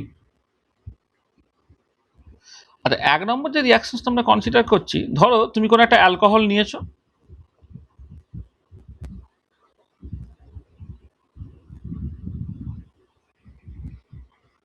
একটা স্পেসিফিক এক্সাম্পল দেওয়া যাক। CH3 CH2OH, একটা অ্যালকোহল নিয়েছি আমি। এইখানে আমি এলএসে এইচ বার অ্যাডিশন করলাম, হিট দিলাম, ঠিক আছে। আচ্ছা, যখন এইচ বার অ্যাডিশন করে হিট করছি, এইচ বিআর যেটা অ্যাসিড, সে প্রথমে কি করলো না, অক্সিজেনের লোন পেয়ারটা এইচ প্লাসকে দিল করে OH2+ হলো। তা সেটা এবারে বিআর মাইনে যখন পিছন থেকে ধাক্কা দিচ্ছে, H2 জল হিসেবে বেরিয়ে চলে গেল করে তোমার একটা মানে ইথাইল ব্রোমাইড তুমি পেয়ে যাবে। CH3CH2Br, এটা এর একটা খুব ছোট্ট মেকানিজম বোঝার চেষ্টা করি। মেকানিজমটা হচ্ছে এরকম যে তুমি প্রথমে CH3CH2OH ছিল, অক্সিজেনের মাথায় লোন পেয়ার ছিল। যখন এই HCl থেকে H+টা আছে, সেই লোন পেয়ারটা এই H+কে দিচ্ছে, দিয়ে কি তৈরি হচ্ছে CH3CH2OH2+ হল। তাহলে এমনি OH গ্রুপ ভালো লিভিং গ্রুপ নয়, কিন্তু OH2 যেটা, এটা কিন্তু গুড লিভিং গ্রুপ, এটা কিন্তু গুড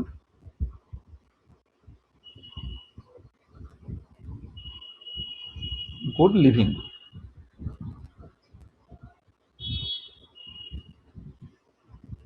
এটা। আচ্ছা, এবারে এই যে HBr থেকে H+টা এখানে জুড়ে গেছে, তাহলে Br মাইনাসটা ছিল, Br মাইনাস কি হয়েছে, এই পিছনে ধাক্কা দিল, এটা বেরিয়ে গেল, বেরিয়ে গিয়ে তৈরি হলো কত, CH2Br তৈরি হলো, প্লাস হচ্ছে তোমার জল তৈরি হলো। তাহলে তোমার ইথানল থেকে তুমি ইথাইল ব্রোমাইড তৈরি করে ফেলো, ঠিক আছে। তাহলে এইখানে কি হচ্ছে দেখো, কার্বন অক্সিজেন এই বন্ডটা কিন্তু তোমার এখানে ভাঙছে। এখানে যে রিয়াকশনটা তুমি দেখলে, এখানে কিন্তু CH বন্ড ক্লিভেজটা হলো। এখানে মাথায় রাখবে যে ইন দিস রিয়াকশন CH না CH না CO, সরি,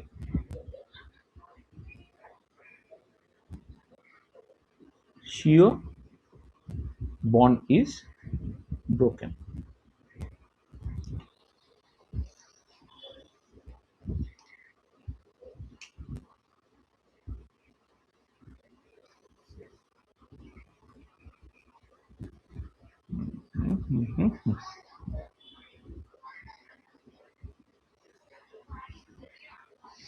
কি যে রিয়াকশনগুলো বলবো সেটা হচ্ছে ব্যাপার। আচ্ছা, ঠিক আছে, মানে রিয়াকশনগুলো পরপর করে বলি, মানে একটা দুটো অন্তত বলি। আচ্ছা, আর একটা ইম্পর্টেন্ট রিয়াকশন দেখো, ধরো তুমি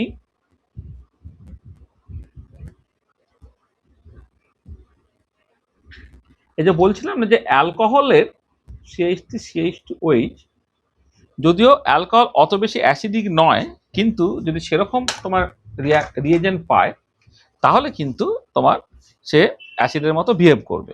তার জন্য তুমি নিচ্ছ কি, তুমি সোডিয়াম দাও। এখানে অ্যালকোহল আছে, সেখানে তুমি হাইলি অ্যাক্টিভ মানে কোনো একটা মেটাল, যেমন সোডিয়াম, পটাশিয়াম, ম্যাগনেসিয়াম, অ্যালুমিনিয়াম, এদেরকে তুমি ধরো ব্যবহার করছো। তাহলে এর সঙ্গে তুমি নিচ্ছ কি, নিচ্ছ হচ্ছে সোডিয়াম দিচ্ছ। সোডিয়াম তুমি ব্যবহার করছো, করলে তৈরি হচ্ছে কি CH3 CH2 O minus Na plus চলে হলো, ONA তৈরি হলো, এবং তার সঙ্গে দেখো তোমার হাইড্রোজেনটা বেরিয়ে যাচ্ছে। আচ্ছা, এখানে সোডিয়াম দিতে পারো, পটাশিয়াম দিতে পারো, ম্যাগনেসিয়াম দিতে পারো, এখানে এইভাবে না লিখে অর লিখে দেয় ভালো। মানে এখানে তুমি না, আচ্ছা না, এটা এটা একটা জিনিস বলি, যে আমি যদি এখানে O মাইনাস Na প্লাসটাকে বলি, তাহলে এখানে তো আমাকে সোডিয়ামই দিতে হবে। এবারে আদার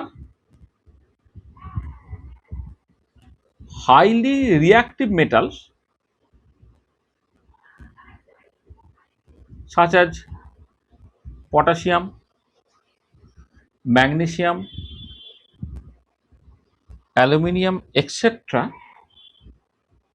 can also be used. দেখো, এমনিতে কোন একটা অ্যাসিড সে সোডিয়াম সঙ্গে রিয়াকশনস করে হাইড্রোজেন লিবারেট করে, তাহলে এখানে অ্যালকোহলটা সোডিয়ামের সঙ্গে রিয়াকশনস করে সে কিন্তু হাইড্রোজেন লিবারেট করছে, অর্থাৎ এখানে সেটা অ্যাসিডিটিটা কিন্তু শো করলো। এটা মাথায় রাখবে, হ্যাঁ, অ্যালকোহল এখানে কিন্তু তার অ্যাসিডিটিটা শো করছে। আচ্ছা, নেক্সট একটা রিয়াকশনের কথা বলি।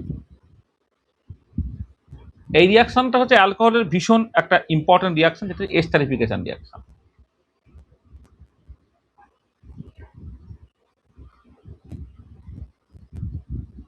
এটা অ্যালকোহলের কিন্তু one of the most important reaction, সেটা হচ্ছে এস্টারিফিকেশন রিয়াকশন। এটা কিছুই না, কার্বক্সিলিক অ্যাসিডের সঙ্গে অ্যালকোহল তারা যুক্ত হয়ে গিয়ে তোমার এস্টার তৈরি করছে। তোর একটা কার্বক্সিলিক অ্যাসিড নিলে CH3C double bond O OH, একটা অ্যাসিটিক অ্যাসিড নিলাম, তার সঙ্গে তুমি রিয়াকশন করছো কাকে, ধরে নাও C2H5OH। এটা, এটা হচ্ছে অ্যাসিড, এটা হচ্ছে তোমার অ্যালকোহল। এদেরকে তুমি রিয়াকশন যখন করছো, সেখানে প্রথম কথা রিয়াকশনটা রিভার্সেবল হয়। তুমি ব্যবহার করছো কনসেন্ট্রেটেড সালফিউরিক অ্যাসিড, গাঢ় সালফিউরিক অ্যাসিড ব্যবহার করছো, কনসেন্ট্রেটেড সালফিউরিক অ্যাসিড ব্যবহার করছো। এই কনসেন্ট্রেটেড সালফিউরিক অ্যাসিডের কাজটাকে আমি পরে বলছি। তাহলে এক্ষেত্রে কি হচ্ছে, এখনো জল বেরিয়ে গেল, বেরিয়ে গিয়ে যে এস্টারটা তৈরি হচ্ছে সেটা এরকম CH3C double bond O C2H5, এই করসপন্ডিং এস্টারটা ধরো তোমার তৈরি হলো। এটা ইথাইল অ্যাসিডের বলা হয় এটাকে। আমি আইপ্যাক নাম লিখছি না, জাস্ট ইথাইল অ্যাসিটেট, অ্যাসিটিয়েটি, ইথাইল অ্যাসিটেট, এটা তোমার তৈরি হলো। আচ্ছা, এখানে দেখো প্রথম কথা হচ্ছে এই রিয়াকশনটা রিভার্সেবল। আচ্ছা, তার সঙ্গে একটা জল তৈরি হয়, এখানে জল তৈরি হয়। তাহলে দেখো এখানে this reaction is reversible.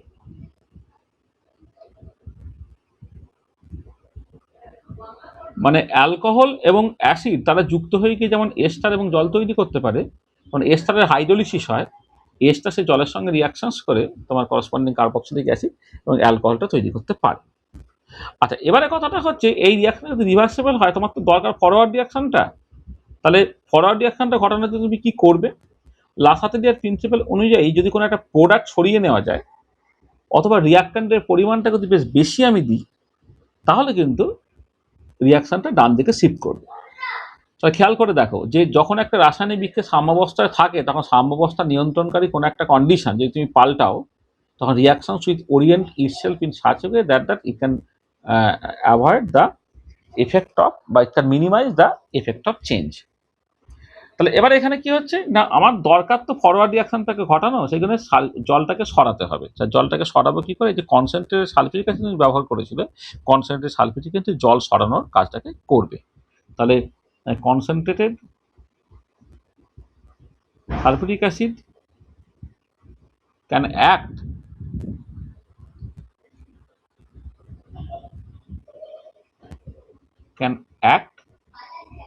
as a hygroscopic species to absorb H2। এটা আর কি আমি করতে পারি, তাহলে জলটাকে আমি সরিয়ে নিচ্ছি, তাহলে রিয়াকশনটা ডান দিকে শিফট করবে। আর তার সঙ্গে যেটা দরকার সেক্ষেত্রে হচ্ছে যে amount of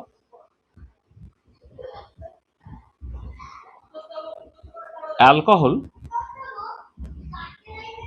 must be in higher proportion, sorry,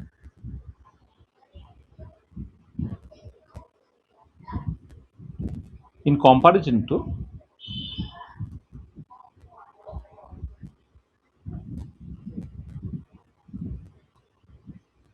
carboxylic acid. দেখো রিয়াকশনটা যখন হচ্ছে এক মোলের সঙ্গে এক মোল রিয়াকশন করছে, তো কিন্তু আমি যেটা করব যে কার্বক্সিলিক অ্যাসিড এক মোল নিলে আমি অ্যালকোহলটাকে 2 মোল 3 মোল 4 মোল 5 মোল মানে বেশি নিয়ে নেবো। তাহলে বেশি নিলে কি হলো, তার রিয়াক্ট্যান্টের কনসেন্ট্রেশন যখন বাড়বে তখন আবার ফরওয়ার্ড রিয়াকশন ঘটবে, তখন আমি আবার ডিজায়ার্ড অ্যালকোহলটাকে, ডিজায়ার্ড এস্টারটাকে আমি পেতে পারি। এটা এবং এই এস্টারের কি হয়, একটা সুন্দর গন্ধ আছে, মানে ক্যারেক্টারিস্টিক স্মেল আছে, মানে এটা হচ্ছে এর একটা ক্যারেক্টারিস্টিক, মানে পাকা কলার গন্ধের মতো একটা ক্যারেক্টারিস্টিক, মানে এস্টারের একটা ক্যারেক্টারিস্টিক স্মেল আছে কিন্তু। হ্যাঁ, এস্টারের একটা ভীষণ ক্যারেক্টারিস্টিক স্মেল আছে, তাতে বোঝা যাবে যে এস্টার তৈরি হচ্ছে কিনা। এটা ল্যাবরেটরিতে তোমার এই এস্টারিফিকেশন করে যে এস্টারটা তৈরি, মানে প্রপার্টি হচ্ছে সবাই ট্রান্সপারেন্ট লিকুইড, কার্বক্সিলিক অ্যাসিডও ট্রান্সপারেন্ট লিকুইড, ইথানলও ট্রান্সপারেন্ট লিকুইড, তাহলে এস্টার থেকে তৈরি হয়েছে, এস্টারটা ট্রান্সপারেন্ট লিকুইড, তাহলে এস্টারকে তৈরি হয়েছে তুমি বুঝবে কি করে, যখন তোমার এই সুন্দর গন্ধটা ছাড়বে তখন তুমি বুঝতে পারবে যে না এস্টারটা তোমার তৈরি হয়েছে। হ্যাঁ বলো। হ্যাঁ হ্যাঁ হ্যাঁ, হয়তো বলেন ফ্রুটি স্মেল হয়, সুন্দর গন্ধ। দেখো, হ্যাঁ হ্যাঁ, এটা আলাদা গন্ধ, আইডেক্সের মতো গন্ধ। ঠিক আছে, এটা পরিষ্কার বোঝা গেল স্টারিফিকেশনটা। আচ্ছা, হ্যাঁ বলো।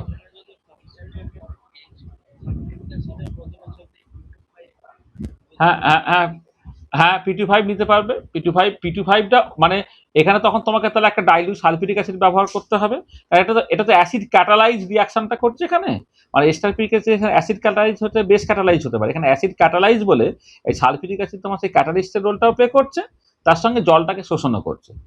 আর তুমি যদি শুধু PTO5 দাও, শুধু PTO5 দিয়ে সে তো আর তোমার ওই অ্যাসিড ক্যাটালাইজ হচ্ছে না, সে PTO5 জাস্ট তোমার অ্যানাইডাস PTO5 হচ্ছে, জলটাকে শোষণ করবে, সেটা একটা অ্যাডিশনাল কাজ, তার ওই একটাই কাজ। এক্ষেত্রে সালফিউরিক অ্যাসিডের দুটো কাজ, এক হচ্ছে সে হাইগ্রোস্কোপিক এজেন্ট হিসেবে জলকে অ্যাবজর্ব করছে, অ্যাট দ্য সেম টাইম হচ্ছে তোমার এই রিয়াকশনটা অ্যাসিড ক্যাটালাইজ বলে রিয়াকশনটা যখন ইনিশিয়েট হবে সেখানে আবার একটা অ্যাসিডের প্রয়োজন পড়বে, দুটো জিনিস একসাথে লাগে।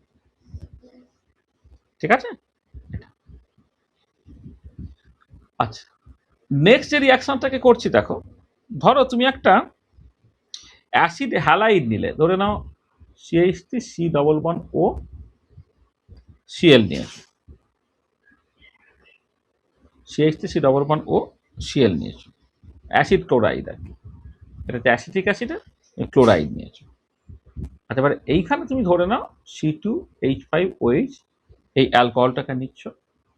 আচ্ছা, এদের রিয়াকশনটাকে করার জন্য তোমাকে নিতে হয় পিরিডিন, একটা বেস ব্যবহার করতে হচ্ছে, সেটা হচ্ছে পিরিডিন। পিরিডিন ব্যবহার করলে দেখো তৈরি হয়ে গেল CH3 C++O C2H5 তৈরি হয়ে গেল। দেখো আবার সেই একটা এস্টার তোমার তৈরি হয়ে গেল। তাহলে যেমন একটা কার্বক্সিলিক অ্যাসিড, তার সঙ্গে অ্যালকোহল নেওয়া হয়েছে, কনসেন্ট্রেট সালফিউরিক অ্যাসিডের সঙ্গে রিয়াকশন তুমি করছো, করে যেমন সেখান থেকে এস্টার তৈরি হতে পারে, ঠিক একই রকমভাবে অ্যাসিড সরাসরি না নিয়ে অ্যাসিডের ক্লোরাইডটাকে নিয়েছি, করে সেই অ্যালকোহল দিয়েছি, কিন্তু এক্ষেত্রে তোমার বেস ক্যাটালাইজ হচ্ছে, তোমাকে পিরিডিন ব্যবহার করা হয়েছে, পিরিডিন ব্যবহার করলে করসপন্ডিং প্রোডাক্টটা তুমি পেয়ে যাচ্ছ। আচ্ছা, যেমন তোমার অ্যাসিড ক্লোরাইড নিতে পারো, তুমি অ্যাসিড অ্যানহাইড্রাইড নিতে পারো। অ্যাসিড অ্যানহাইড্রাইডটা কি, দুটো অ্যাসিড থেকে একটা জল বেরিয়ে গেছে, ধরো অ্যাসিডিক অ্যানহাইড্রাইড হচ্ছে CH3 C++O, সরি এটা ও C++O, ধরো CH3, এটা এটা হচ্ছে কি বললাম তোমাকে, দুটো অ্যাসিডিক অ্যাসিড নিয়েছো তুমি, দুটো অ্যাসিডিক অ্যাসিড থেকে একটা জল বেরিয়ে চলে গেছে, সেটা হচ্ছে এটা অ্যাসিডিক অ্যানহাইড্রাইড তুমি নিয়েছো, এটা অ্যাসিডিক অ্যানহাইড্রাইড।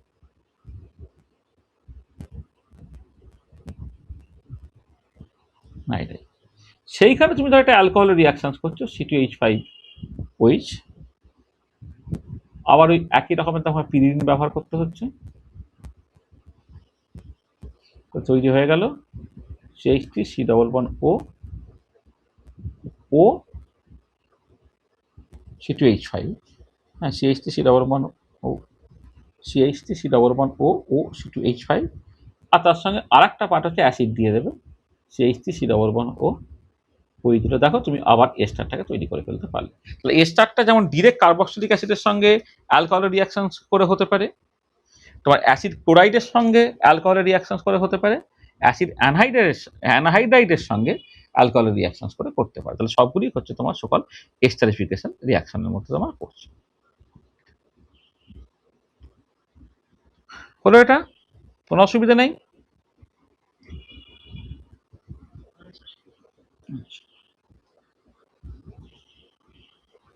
নেক্সট একটা রিয়াকশন দেখো, ধরো তুমি যে কোনো একটা অ্যালকোহল নাও, ধরে নাও CH3CH2OH, মানে ইথানলটা আমি ব্যবহার করছি, CH3CH2OH, এটা ইথানল ব্যবহার করছি।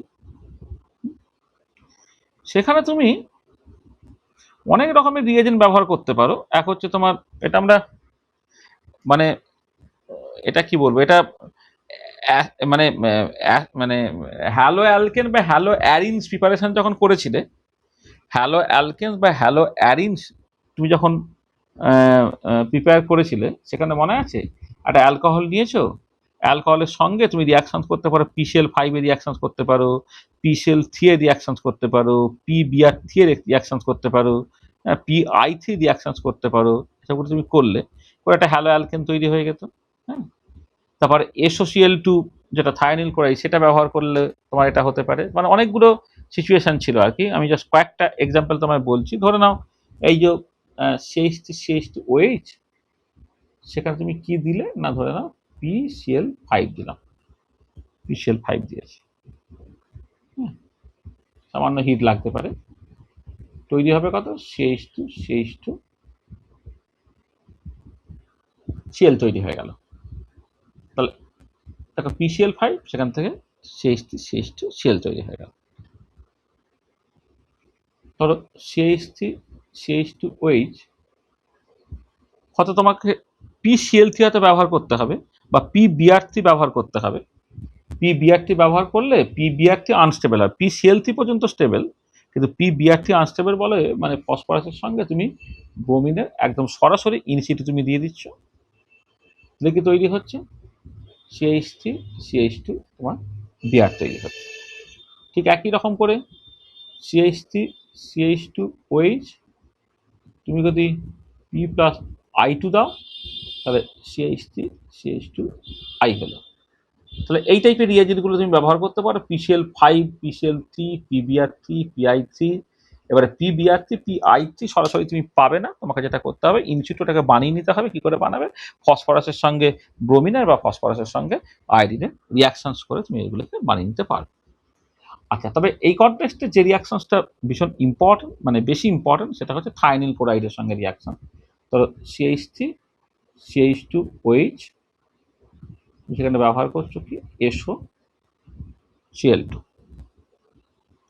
ব্যবহার করছে, থায়োনিল ক্লোরাইড ব্যবহার করছে এটা। আচ্ছা, তার সঙ্গে যেটা তোমাকে দিতে হবে, একটা পিরিডিন দিতে হবে, পিরিডিন দিতে হবে 1 নম্বরে। আর 2 নম্বরে তুমি একটু রিফ্লাক্স করে দাও। রিফ্লাক্স করা মানে হচ্ছে H2O দিয়ে হিট দেওয়া, H2O+, এটা তৈরি হয়ে যাবে CH3CH2Cl তৈরি হয়ে যাবে। এটাকে H2O+টা লাগবে না, সরি, এটাকে এটা বলা ঠিক হলো না। এটা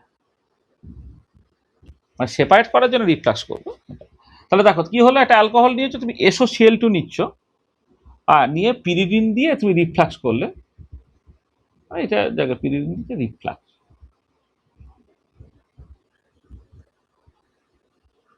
আচ্ছা, এই যে এই মেথডটা বেটার মেথড কেন বলেছিলাম মনে আছে? কারণ এই ক্ষেত্রে বাকি যে দুটো প্রোডাক্ট তৈরি হয়, একটা হচ্ছে SO2 তৈরি হয়, একটা হচ্ছে HCl তৈরি হয়। তাহলে গ্যাস বলে রিয়াকশন মিক্সচার থেকে বেরিয়ে যায়, সেখানে অ্যালকিল হ্যালাইডকে তোমার সেপারেট করতে সুবিধা হবে। এটা যখন আমরা অ্যালকিল হ্যালাইডের প্রিপারেশন বলেছিলাম, সেই অ্যালকিল হ্যালাইডের প্রিপারেশনের মধ্যে কিন্তু এটা আমাদের ছিল, এই রিয়াকশনসগুলো। সেখানে আমি এখানে আরেকবার উল্লেখ করে দিচ্ছি আর কি।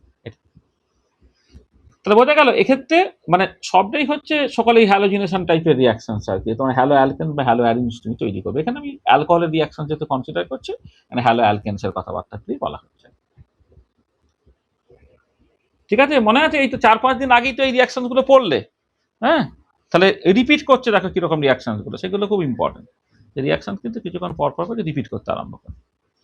আচ্ছা, নেক্সট একটা রিয়াকশন, সেটা হচ্ছে তুমি একটা ধরো অ্যালকোহল নিয়েছো, CH3CH2OH তুমি নিলে, তার সঙ্গে অ্যামোনিয়া রিয়াকশন করা হচ্ছে,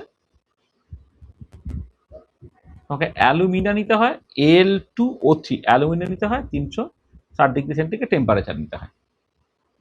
তা তৈরি হয়ে যায় হচ্ছে ইথাইল অ্যামিন তৈরি হয়ে যাবে, CH3CH2NH2 তৈরি। আমাদের অ্যামিন কম্পাউন্ড আছে, তাহলে দেখো অ্যালকোহল থেকে অ্যামিন প্রিপারেশনের জন্য তোমাকে কি করতে হচ্ছে, অ্যালকোহল তার সঙ্গে অ্যামোনিয়া রিয়াকশন করা হবে ইন প্রেজেন্স অফ অ্যালুমিনা এবং 360°C, তাহলে ইথাইল অ্যামিন তোমার তৈরি হয়ে যাবে এটা। আচ্ছা, এবারে যখন তুমি এটা করলে তখন ইথাইল অ্যালকোহল যদি অল্প পরিমাণে থাকে তাহলে এইখানে রিয়াকশনটা শেষ হয়ে গেল। কিন্তু যদি ইথাইল অ্যালকোহল আরো বেশি পরিমাণে থাকে তখন কি হবে, এই CH3CH2NH2 সে আর একটা ইথানল তার সঙ্গে রিয়াকশন করলে ওই একই কন্ডিশনে Al2O3 360°C টেম্পারেচার, তাহলে তৈরি হবে কি CH3CH2NH হয়ে গেল, আর দুটো ইথাইল গ্রুপ তোমার জুড়ে গেল এখানে। ঠিক আছে, আচ্ছা অ্যালকোহল যদি আরো এক্সেস থাকতো তাহলে CH3CH2NH তার সঙ্গে আর একটা ইথানল, তাদের রিয়াকশন হবে করে Al2O3 360°C টেম্পারেচার, তৈরি হয়ে গেল CH3CH2O3N তৈরি হয়ে গেল এটা। তাহলে ethyl amine, diethyl amine, triethyl amine বিভিন্ন তৈরি হয়ে যেতে পারে। তোমাকে দেখতে হবে যে ইথানল তুমি কতটা নিয়েছো। তা 1 মোল অ্যামোনিয়ার সাথে 1 মোল যদি ইথানল নাও তাহলে তোমার ওই ইথাইল অ্যামিনে গিয়ে গল্পটা শেষ। কিন্তু যদি এমন হয়ে যায় যে তুমি ইথানলটা এক্সেস নিয়ে ফেলেছো, মানে অ্যামোনিয়া 1 মোল নিয়েছো, ইথানল তুমি 2 মোল নিয়েছো, তা তোমার ডাইথাইল অ্যামিন তোমার তৈরি হয়ে যাবে। আর যদি তুমি এমন হয় যে 3 মোল ইথানল নিয়েছো, 1 মোল অ্যামোনিয়া নিয়েছো, ট্রাইথাইল অ্যামিন তোমার তৈরি হয়ে যাচ্ছে। ঠিক আছে, বোঝা গেছে এটা? এটা তো আচ্ছা। আচ্ছা, এই যে রিয়াকশনসটা জাস্ট মানে কি বলবো, মানে অনেকবার এই রিয়াকশনসটাকে করেছি। সেটা হচ্ছে অ্যালকোহল থেকে তোমার অ্যালকিন যখন তুমি প্রিপেয়ার করো, এটা কিরকম ভাবে করছো আমি একটা জাস্ট দেখিয়ে দিই। CH3CH2OH, এবার এখানে কি দিতে হবে, তোমার এখান থেকে যখন আমি অ্যালকিন প্রিপেয়ার করব CH3CH2OH, আমি অ্যালকিন একদম কনসেন্ট্রেটেড সালফিউরিক অ্যাসিড দিতে হবে আর 170°C টেম্পারেচার। টেম্পারেচারটা খুব ভালো করে খেয়াল রাখবে, concentrated sulphuric acid 170°C temperature এটা দিতে হতে পারে। অথবা আর একটা রিয়েজেন্ট তুমি ব্যবহার করতে পারো অ্যালুমিনা, তার সঙ্গে 350°C টেম্পারেচার। মানে এখানে কনসেন্ট্রেট সালফিউরিক অ্যাসিড একটা প্রোটিক অ্যাসিড ব্যবহার করছো, তার সঙ্গে টেম্পারেচার 170°C করেছো। অথবা তুমি এখানে যেটা করতে পারে জাস্ট অ্যালুমিনা একটা লুইস অ্যাসিড, তার সঙ্গে 350°C যদি তুমি করো তাহলে তোমার কি তৈরি হয়ে গেল, ইথিলিন তৈরি হয়ে গেল এটা। আচ্ছা, এবারে এটা হচ্ছে ডিহাইড্রেশন হচ্ছে। ডিহাইড্রেশন হচ্ছে মানে এখান থেকে দেখো বেসিক্যালি তোমার একটা জল বেরিয়ে যাচ্ছে, একটা ডিহাইড্রেশন হচ্ছে। তাহলে এই যে ডিহাইড্রেশন প্রসেসটা প্রাইমারি যদি অ্যালকোহল ব্যবহার করো বা 1 ডিগ্রি অ্যালকোহল ব্যবহার করো, তার জন্য কন্ডিশনটা খেয়াল করে রাখো। যদি কনসেন্ট্রেট সালফিউরিক অ্যাসিড দিয়ে দাও 170°C টেম্পারেচার লাগছে, অ্যালুমিনিয়াম ব্যবহার করো 350°C টেম্পারেচার লাগছে। এবারে আমি 1 ডিগ্রি অ্যালকোহল থেকে যদি 2 ডিগ্রি অ্যালকোহলে যাই, 2 ডিগ্রি অ্যালকোহল মানে ধরে নাও তুমি CH3CH2OH একটা 2 ডিগ্রি অ্যালকোহল তুমি ব্যবহার করেছো। আচ্ছা, 2 ডিগ্রি অ্যালকোহল ব্যবহার করে তুমি যদি আবার ডিহাইড্রেশন করে CH3CH ডবল বন্ড CH2 এটা তৈরি করতে চাও, ডিহাইড্রেশন করে এবং তার সাথে জল তৈরি হলো, এই যে অ্যালকিনটা তৈরি করতে চাও, তাক্ষেত্রে তোমাকে যেটা সালফিউরিক অ্যাসিড ব্যবহার করতে হয় সেটা হচ্ছে 85% সালফিউরিক অ্যাসিড দিলে, মানে এমনি সালফিউরিক অ্যাসিড হচ্ছে তোমার ধরো 100% যদি একদম কনসেন্ট্রেটেড বলো, এবার 85% কনসেন্ট্রেটেড সালফিউরিক অ্যাসিড মানে হচ্ছে তোমার ধরো 85 ml যদি জল সালফিউরিক অ্যাসিড দাও, 15 ml তুমি জল দিতে পারবে। এটা তার সঙ্গে মানে কন্ডিশনটা দেখো, 170 ডিগ্রি থেকে চলে এলো 100 ডিগ্রি সেন্টিগ্রেড টেম্পারেচার, অথবা যদি অ্যালুমিনিয়াম ব্যবহার করো, তার সঙ্গে যে টেম্পারেচারটা লাগছে সেটা হচ্ছে আগেরটা ছিল 350 ডিগ্রি সেন্টিগ্রেড, 250 ডিগ্রি সেন্টিগ্রেড করে তোমার অ্যালকিনটা তৈরি হয়ে যাচ্ছে। আর যদি টার্সিয়ারি হয় তাহলে তো আরোই সোনায় সোহাগা। এ এতটাই রিয়াক্টিভ যে তোমার রিয়াকশন কন্ডিশনটা দেখো আরো কত ডাইলিউট করে দিতে হলো। তোমার জাস্ট 20% সালফিউরিক অ্যাসিড দিলাম, টেম্পারেচারটা কমিয়ে মাত্র 85 ডিগ্রি সেন্টিগ্রেড টেম্পারেচার করলাম। অথবা তুমি যদি অ্যালুমিনিয়াম ব্যবহার করতে, Al2O3, তার সঙ্গে তোমাকে এখন 150 ডিগ্রি সেন্টিগ্রেড টেম্পারেচার দিতে হবে। প্রথমে 350, তারপরে 250, তারপরে 150 ডিগ্রি সেন্টিগ্রেড টেম্পারেচার যখন তুমি দিচ্ছ, তোমার এক্ষেত্রে CH3C double bond CH2 CH3 এর করসপন্ডিং অ্যালকিনটা তোমার তৈরি হয়ে যাচ্ছে। ঠিক আছে, বোঝা গেল এটা?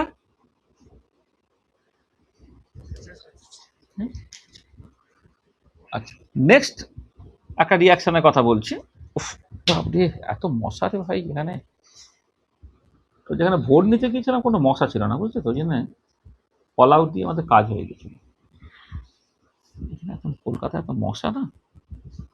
আচ্ছা দেখো, এবারে তুমি অক্সিডেশন দেখছো,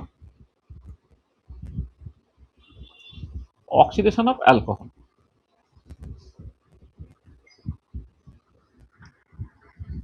আচ্ছা, যখন অ্যালকোহলের অক্সিডেশন দেখছো, তুমি ধরো একটা 1 ডিগ্রি বা প্রাইমারি অ্যালকোহল দিয়ে তুমি স্টার্ট করলে, ধরে নাও CH3 CH2OH, হ্যাঁ, একটা ইথানল দিয়ে তুমি স্টার্ট করেছো। তা ইথানল যদি নাও, তাহলে তোমাকে এর অক্সিডেশন করার জন্য অনেক রকমের অক্সিডাইজিং এজেন্ট অ্যাকচুয়ালি এক্সিস্ট করে।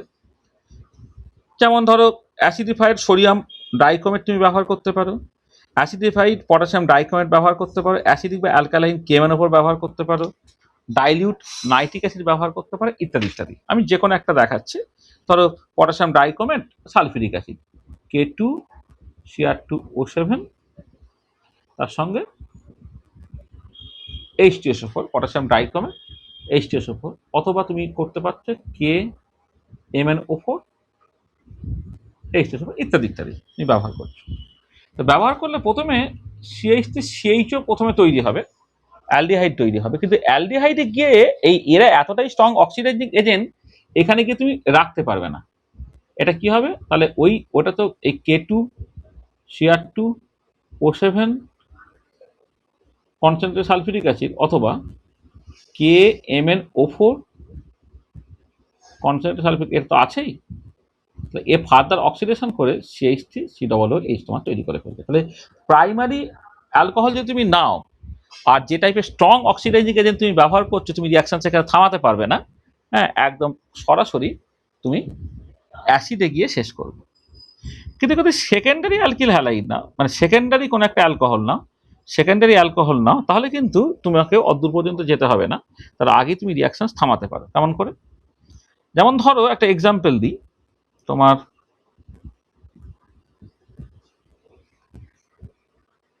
এক সেকেন্ড,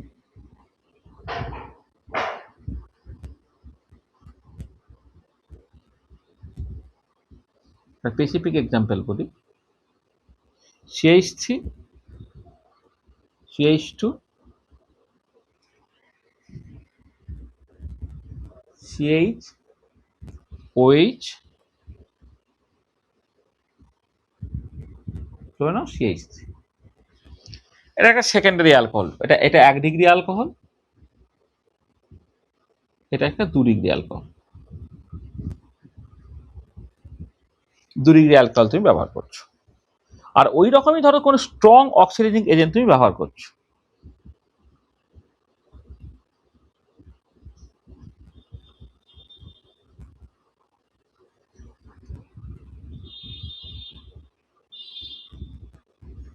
K2Cr2O7, দেখুন একটা অক্সিডাইজিং এজেন্ট লিখছি, সমস্ত অক্সিডাইজিং এজেন্ট পরপর করে লেখার দরকার নেই।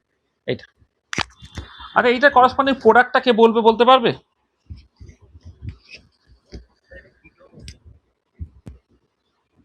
কিটোনে গিয়ে রিয়াকশন তো থামবে না।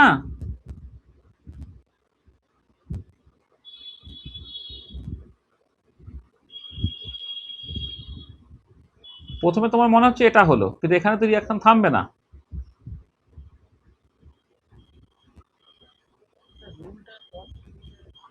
হুম, বলো বলো, পপস রুল তো জানো তো, বলো।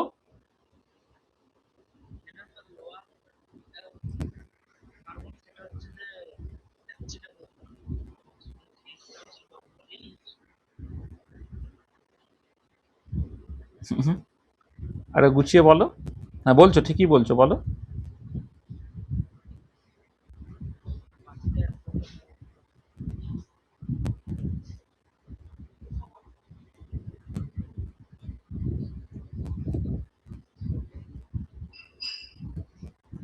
তা একটু আগে থেকে তোমাকে তাহলে বলতে হবে।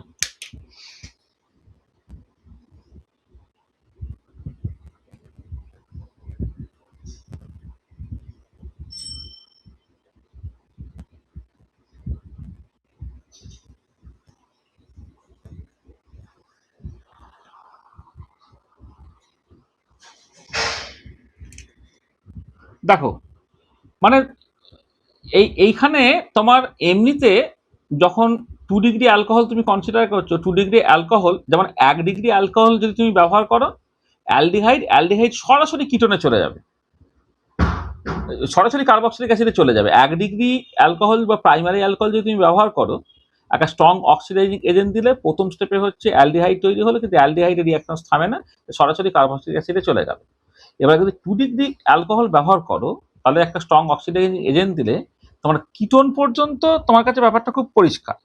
এবার কিটোনে যাওয়ার পরে যখন ফার্দার অক্সিডেশন করার চেষ্টা করবে, এটা তোমার দুটো ভাগে ভাঙে। ভেঙে কি হচ্ছে, তাহলে এইখানে যদি ভেঙে যায়, তাহলে একটা CH3CH2COOH এই একটা অ্যাসিড তৈরি হবে, আর একটা হচ্ছে CH3, 1 মিনিট,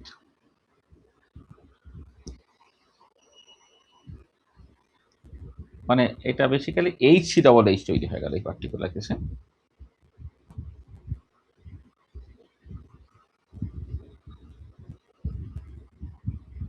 HCOOH তোমার তৈরি হয়ে যাচ্ছে এটা এই পার্টিকুলার কেসে।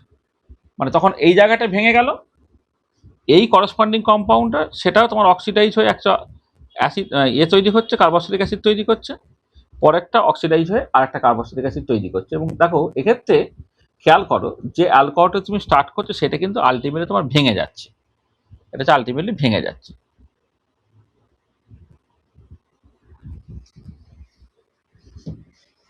আচ্ছা এবারে দাঁড়া, 1 মিনিট দাঁড়া, এবারে এবারে একটা ব্যাপার দেখো, মানে আমি এই জায়গাটা না একটুখানি অন্য জায়গায়, 1 মিনিট একটুখানি দেখো, এইটা একটুখানি এই পরের পাতায় যাই আমি, তাহলে তোমার পক্ষে সুবিধা হবে।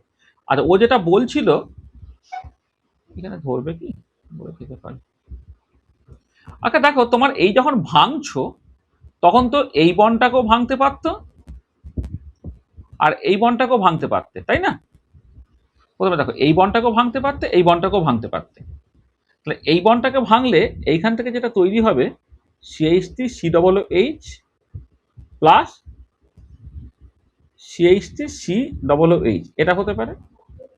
অথবা যদি এই দিকটা ভাঙতে, তাহলে তৈরি হতে পারতো CH3CH2COOH প্লাস HCOOH। এবারে কোনটা তৈরি হবে, মানে দেখো আমি কি বলছি, যে প্রথমে 2 ডিগ্রি অ্যালকোহল যখন কনসিডার করছো, একটা স্ট্রং অক্সিডেশন থেকে কিটোনটা তৈরি হলো, তাহলে কিটোনটা তৈরি হয়ে যাওয়ার পরে সে ভাঙছে, ভাঙছে এবং তার সঙ্গে সঙ্গে অক্সিডেশনটাও হচ্ছে। এবারে কোথায় ভাঙবে, এই যে সেই সিস্টেমে এখানে একটা আনসিমেট্রিক্যাল 2 ডিগ্রি অ্যালকোহল ব্যবহার করা হচ্ছে, করসপন্ডিং যে কিটোনটা তৈরি হয়েছে সেটাও হচ্ছে আনসিমেট্রিক্যাল। তাহলে ভাঙার সময় তোমার কথাটা হচ্ছে যে এই জায়গাটা ভাঙবে না, এই জায়গাটা ভাঙবে। কোন জায়গাটা ভাঙবে সেইটা একটা রুল দিয়ে ঠিক হবে, এটা বলে পোপোজ rule.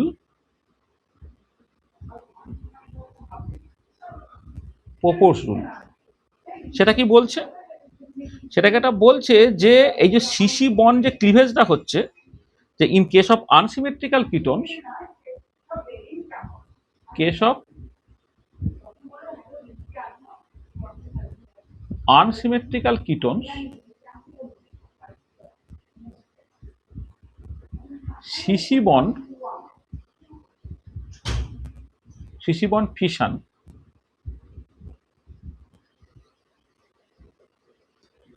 occurs in such a way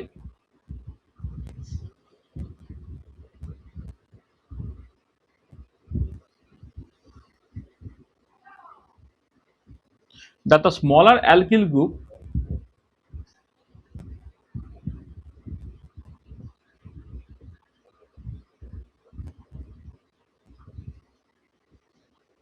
remains attached to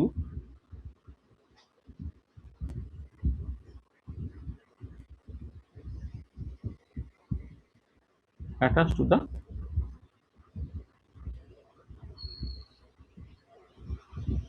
carbonyl group।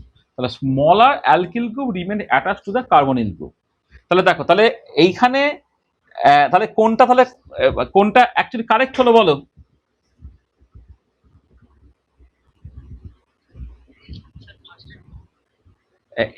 এইটা দেখো, এইটা হচ্ছে CH3, মানে এইটা যখন তুমি কনসিডার এইটা ভাঙছে মানে কি CH3 এই বড় অ্যালকিল গ্রুপটা কার্বনিল গ্রুপের সাথে যুক্ত হলো, তাহলে এইটা হচ্ছে তোমার রং এইটা, আর এইটা যেটা তৈরি হচ্ছে এটা হচ্ছে রাইট। হ্যাঁ, তাহলে কি হচ্ছে যে স্মলার অ্যালকিল গ্রুপটা কার্বনিল গ্রুপের সাথে যুক্ত থাকবে। আর একটা এক্সাম্পল দিই, তাহলে তুমি বলতে পারবে। দেখো, ধরো তুমি এরকম একটা এক্সাম্পল CH2C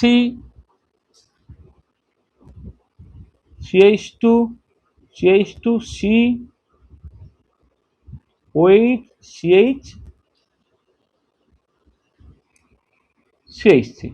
তাহলে CH3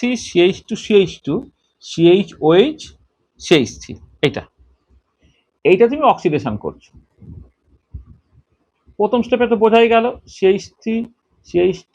CH2C double bond O CH3 হলো।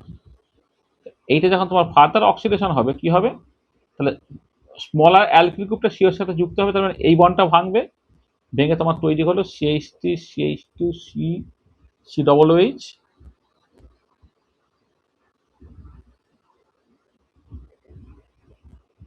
Plus CH3C double OH।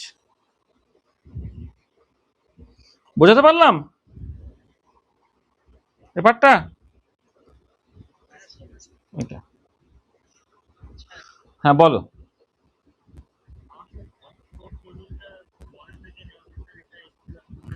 হুম হুম হুম হুম হুম তাহলে হবে, সেরকম করে মনে রাখতেই পারো তুমি, অসুবিধা নেই। হ্যাঁ হ্যাঁ হ্যাঁ, ওইটা এত মানে রিয়াকশনস হয় না, সেগুলো সবটা মনে থাকে না, কিন্তু ওই ব্যাপারগুলো বারবার রিপিট করে, তো যেগুলো স্পেসিফিক তুমি আলাদা করে মনেই রাখবে। হ্যাঁ, এবারে যেগুলো এই ধরনের ধরো প্রপোজ রুল, তাহলে যখন ভাঙবে তখন সত্যি সত্যি আমার কোথাটায় ভাঙবে বা ইত্যাদি ইত্যাদি, সেগুলো একটুখানি খেয়াল রাখতেই হয়, কিছু করার নেই।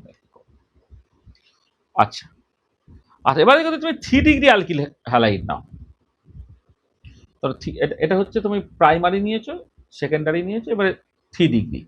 3 ডিগ্রি মানে একটা এক্সাম্পল বলি, CH3C CH3CH3OH একটা 3 ডিগ্রি অ্যালকোহল নেওয়া হয়েছে। আচ্ছা, এখানে ধরো সোডিয়াম ডাইক্রোমেট Na2Cr2O7, তার সঙ্গে সালফিউরিক অ্যাসিড নিয়েছি, ওটাকে অক্সিডাইজ করছি। অক্সিডাইজ করলে কি হবে বলো তো, এইখানে প্রথমে যেটা তৈরি হয়ে যাবে একটা অ্যালকিন তৈরি হয়ে গেল, CH3C ডবল বন্ড CH2, প্রথম স্টেপে এটা তৈরি হয়ে যাবে। এবারে এর সঙ্গে যদি তুমি ফার্দার Na2Cr2O7 সালফিউরিক অ্যাসিডটা দাও, তখন যেটা তৈরি হয়ে গেল CH3 এই যে ডবল বন্ডটা, এইখানে তোমার ডবল বন্ড ও হয়ে গেল এটা, আর তার সঙ্গে এর সঙ্গে যেটা চলে হয়ে গেল সেটা কার্বন ডাইঅক্সাইড তৈরি হয়ে গেল, আর তোমার জল তৈরি হয়ে গেল। এটা করসপন্ডিং দেখো কিটোনটা তৈরি হয়ে যাচ্ছে।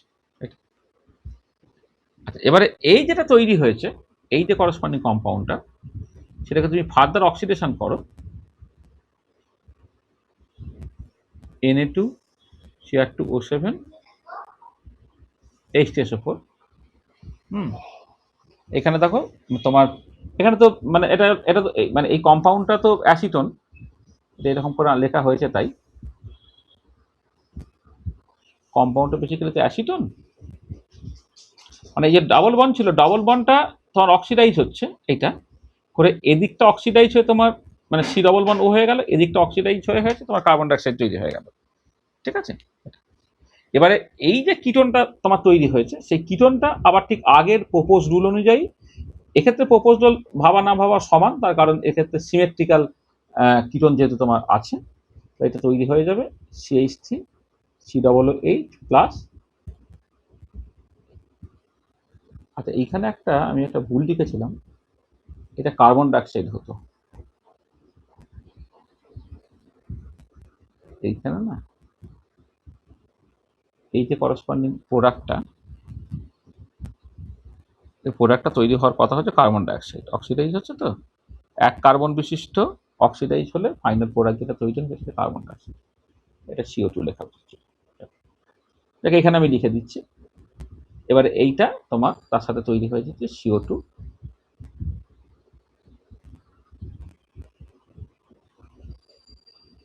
প্লাস হচ্ছে জল।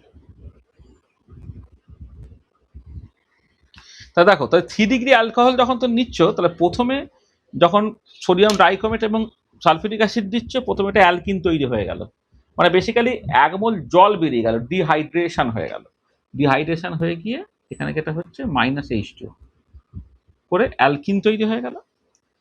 এই যে অ্যালকিনটা তোমার তৈরি হয়ে গেল, এইখানে যখন তুমি সোডিয়াম ডাইক্রোমেট দিচ্ছ, তখন এই ডাবল বন্ডটা ভেঙে এখানে একটা C ডবল বন্ড ও হয়ে গেল, এখানে CH2 ডবল বন্ড ও হয়ে গেল। এবার CH2 ডবল বন্ড ওটা অ্যাকচুয়ালি কার্বন ডাইঅক্সাইড এবং জল তৈরি করে ফেলে। এটা মানে তোমার এসে ফর্মালডিহাইড হতো, মানে এটা যেটা হতো কি, যেটা ফর্মালডিহাইডের মতো, এখানে যদি ডাবল বন্ড ও এখানে ডাবল বন্ড হয়, এটা ফর্মালডিহাইড হতো। এবার ফর্মালডিহাইড তো প্রাইমারি মানে ফর্মালডিহাইড হচ্ছে তোমার কি বলে অ্যালডিহাইড, অ্যালডিহাইড তো সবসময় অক্সিডাইজ হয়ে করসপন্ডিং কার্বক্সিলিক অ্যাসিড, এবার এক কার্বন বিশিষ্ট কার্বক্সিলিক অ্যাসিড, মানে এখানে কার্বন ডাইঅক্সাইড তৈরি হয়ে গেল, জল তৈরি হয়ে গেল। আর এই যে অ্যাসিটনটা তৈরি হচ্ছে, অ্যাসিটনটা আবার ফার্দার অক্সিডেশন যখন তৈরি হচ্ছে, একটা অ্যাসিটিক অ্যাসিড তৈরি করছে, কার্বন ডাইঅক্সাইড তৈরি করছে, জল তৈরি করছে। ঠিক আছে, এটা বুঝতে পেরেছো? তাহলে দেখো, তাহলে এই এই ডিফারেন্সটা মনে রাখবে, এটা খুব ইম্পর্টেন্ট।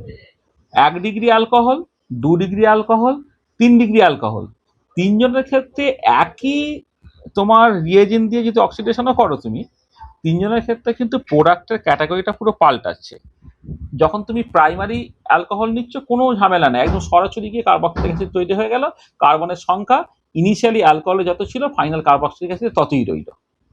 যখন 2 ডিগ্রি তুমি নিচ্ছ, তখন প্রথমে কিটোন তৈরি হলো, কিন্তু কিটোনের পরে যখন ফার্দার অক্সিডেশনটা হচ্ছে, হ্যাঁ, এখানে যখন তোমার এইখান থেকে তুমি ফার্দার অক্সিডেশন যখন করছো, ফার্দার অক্সিডেশন যখন করছো, তখন কি হচ্ছে না, এটা ভাঙছে, এটা ক্লিভেজ হচ্ছে করে দুটো কার্বক্সিলিক অ্যাসিড তৈরি করছে, কিন্তু যাদের কার্বনের সংখ্যাটা হচ্ছে কমে যাচ্ছে। এবারে যখন এই কিটোনটা ভাঙছে, তখন হচ্ছে প্রপোজ রুলটাকে ব্যবহার করতে হবে। প্রপোজ রুল কি বলছে না, সিও গ্রুপটা বা কার্বনিল গ্রুপটা যুক্ত থাকবে স্মলার অ্যালকিল গ্রুপের সাথে।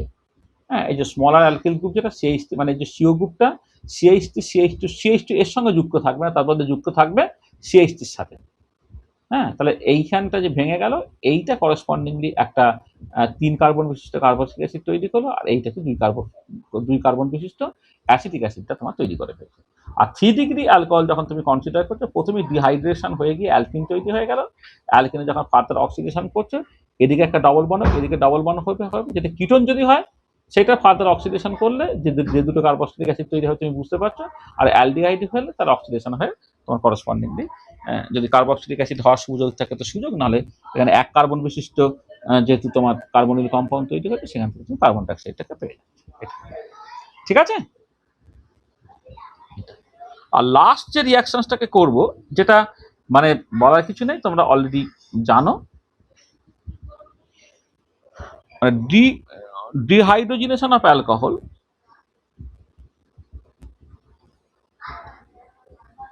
নম্বর রিয়াকশন হবে এটা?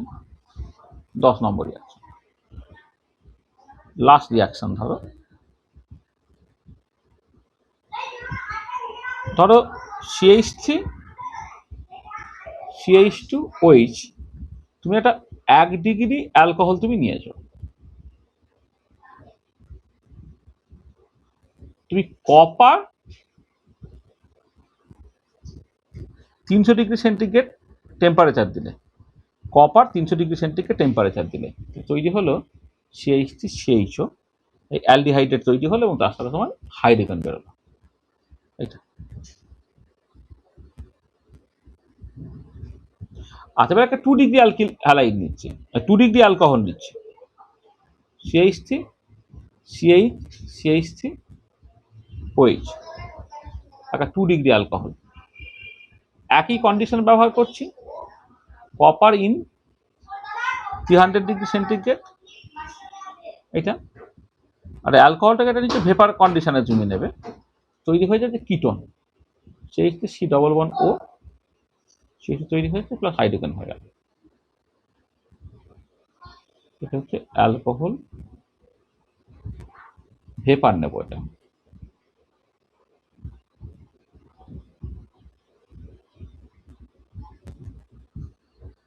আর তারপরে হচ্ছে CH3COH CH3CH3 3 ডিগ্রি অ্যালকোহল তারা ব্যবহার করছে, এক condition, copper in 300 degree centigrade, alcohol vapour নেওয়া হয়েছে, তৈরি হচ্ছে CH3CH3 ডবল বন্ড CH2। তাহলে তফাৎটা দেখো, যখন প্রাইমারি অ্যালকোহল নিচ্ছে তখন অ্যালডিহাইড তৈরি হচ্ছে, এটা একটা অ্যালডিহাইড যার নাম হচ্ছে অ্যাসিটালডিহাইড, এটা তোমার অ্যাসিটোন, কিটোন তৈরি হলো যখন তুমি 2 ডিগ্রি অ্যালকোহল ব্যবহার করছো, আর 3 ডিগ্রি অ্যালকোহল ব্যবহার করলে 2 মিথাইল প্রোপিন তৈরি হচ্ছে, অর্থাৎ একটা অ্যালকিন তৈরি হয়ে যাচ্ছে। এই হচ্ছে তোমার বেসিক্যালি রিয়াকশনস গুলো। তাহলে আমি মোটামুটি ভাবে অ্যালকোহলের যে এক্সটেন্সিভ রিয়াকশন গুলো হয় সবগুলোই বললাম। হ্যাঁ, তোমার এনসিআরটির বইয়ে দেখবে এতগুলো নেই, এর থেকে অনেকগুলো কমই আছে আর কি। হ্যাঁ, মানে তুমি যদি দেখে তুমি তো মানে এটা যেটা হচ্ছে এনসিআরটির বই থেকে তো কিছু ছাড়া যাবে না, ওয়ার্ড বাই ওয়ার্ড প্রত্যেকটা তোমায় পড়তে হবে। তাহলে মোটামুটিভাবে এনসিআরটির বইয়ে যেগুলো আছে সেগুলো তুমি বলেইছি, তার সঙ্গে অ্যাডিশনালি অনেক কিছু বলে দিয়েছি আর কি। এইটা একটু ভালো করে পড়বে আর কি। রিয়াকশনগুলো এমনি সহজ, কিন্তু কিছু কিছু জিনিস মনে রাখার ব্যাপার আছে আর কি। যেমন ধরো এই যে প্রাইমারি, সেকেন্ডারি, টার্সিয়ারি তিনটের যে রিয়াক্টিভিটিগুলো বিভিন্ন রকমের আর কি। কপার 300 ডিগ্রি সেন্টিগ্রেড টেম্পারেচার তুমি ব্যবহার করছো, কিন্তু দেখো প্রোডাক্টগুলো করেসপন্ডিং আলাদা আলাদা হচ্ছে, এগুলো একটুখানি মাথায় রেখে রেখে করা আর কি। একবার দেখবে, দেখলেই তোমার ব্যাপারটা থেকে মাথায় ঢুকে যাবে, খুব একটা অসুবিধা কিছু হবে।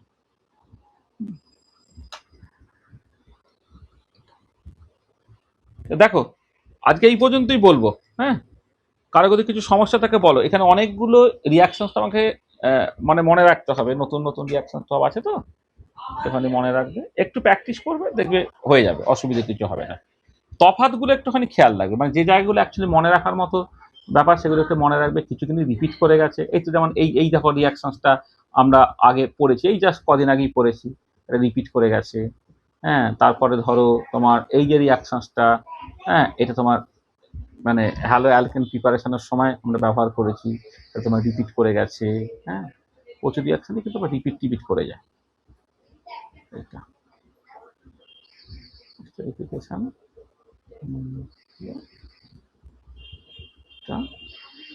এইটাও তোমার বেসিক্যালি রিপিট করে গেছে। এইটাও তোমার হচ্ছে রিপিট করে গেছে। আমরা যখন অ্যালকিন প্রিপারেশন করেছিলাম, অ্যালকোহল থেকে অ্যালকিন প্রিপারেশনের সময় এটা তোমার রিপিট করে গেছে। হ্যাঁ, বলো কি বলছো।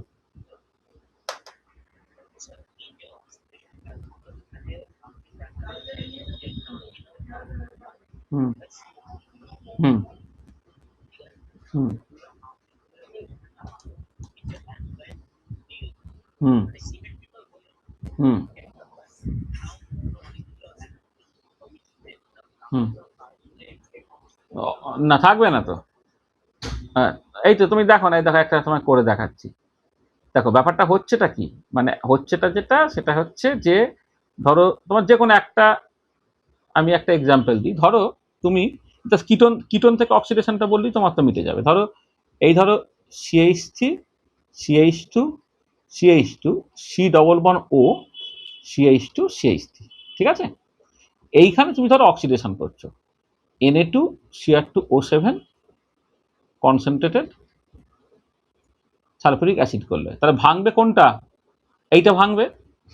তৈরি হবে কত? CH3 CH2 C double H তৈরি হবে, প্লাস এখান থেকে তৈরি হবে CH3 CH2 C double H, এটা হবে, ঠিক আছে?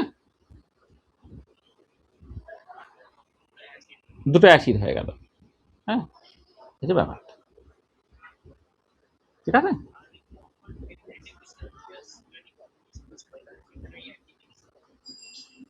সেখানে হচ্ছে না, ওখানে গিয়ে এটা থেমে যাবে রিয়াকশনটা।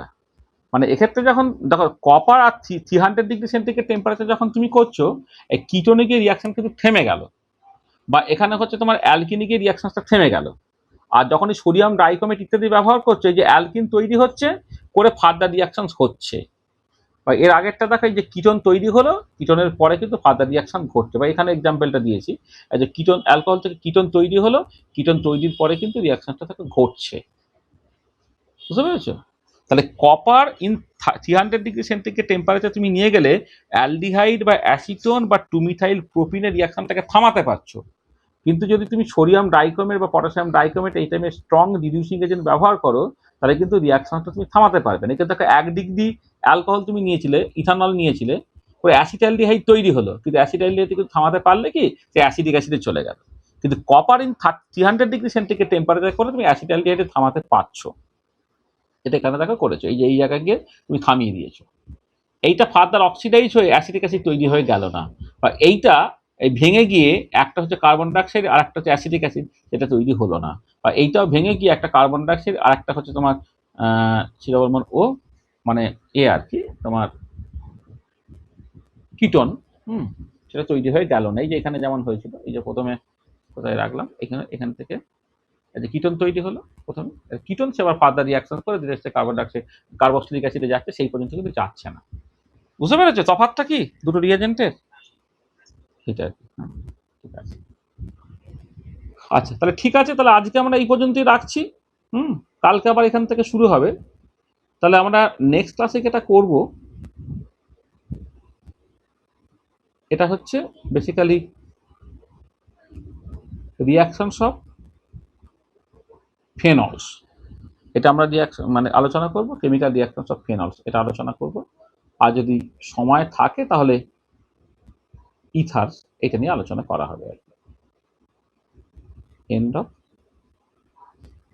লেকচার তোমার। তাহলে একটু পড়বে, যদি পরের দিনে কোনো একটা মেকানিজম তোমার বুঝতে অসুবিধা হয় তাহলে বলবে, সেই মেকানিজম আমি হ্যাঁ বলে দেবো, সমস্যা কিছু নেই। মেকানিজম তোমাদের সিলেবাসে থাকে না, কিন্তু অনেক সময় কি হয় মেকানিজমটা বলে দিলে তোমার কিছুটা বুঝতে বা মনে রাখতে সুবিধা হয়। কিন্তু এমন যদি সিচুয়েশন হয়ে যায় মেকানিজম সব বলে দিলাম, সেই মেকানিজমের চক্করে পড়ে তুমি ইনফরমেশনটাই ভুলে গেলে, সেই মেকানিজম দিয়ে সব কিছু করার চেষ্টা করছো, তাহলে তুমি আবার ব্যাপারটাকে ঘেঁটে ফেলবে। ওই জন্য তুমি এমনিতে যেরকম ভাবে ফাইনাল প্রোডাক্টটাকে লিখছি সেটাকে মনে রাখার চেষ্টা করো। এবার দেখতে পাচ্ছ তুমি মনে রাখতে পারছো না, তখনই কেবলমাত্র একটা মেকানিজম দিয়ে বা কোনো একটা কারণ কেন এরকম হচ্ছে তুমি বুঝতে পারছো, তখন মেকানিজমটা বলে দেওয়ার দরকার পড়ে। আমরা সেরকমই করছি, সব রিয়াকশনের মেকানিজম বলছি না, কিন্তু অনেক রিয়াকশনের মেকানিজম বলছি, যে মেকানিজমটা করলে তোমার অনেক কিছু বুঝতে সুবিধা হবে আর কি। এটা তো করেই দেওয়া।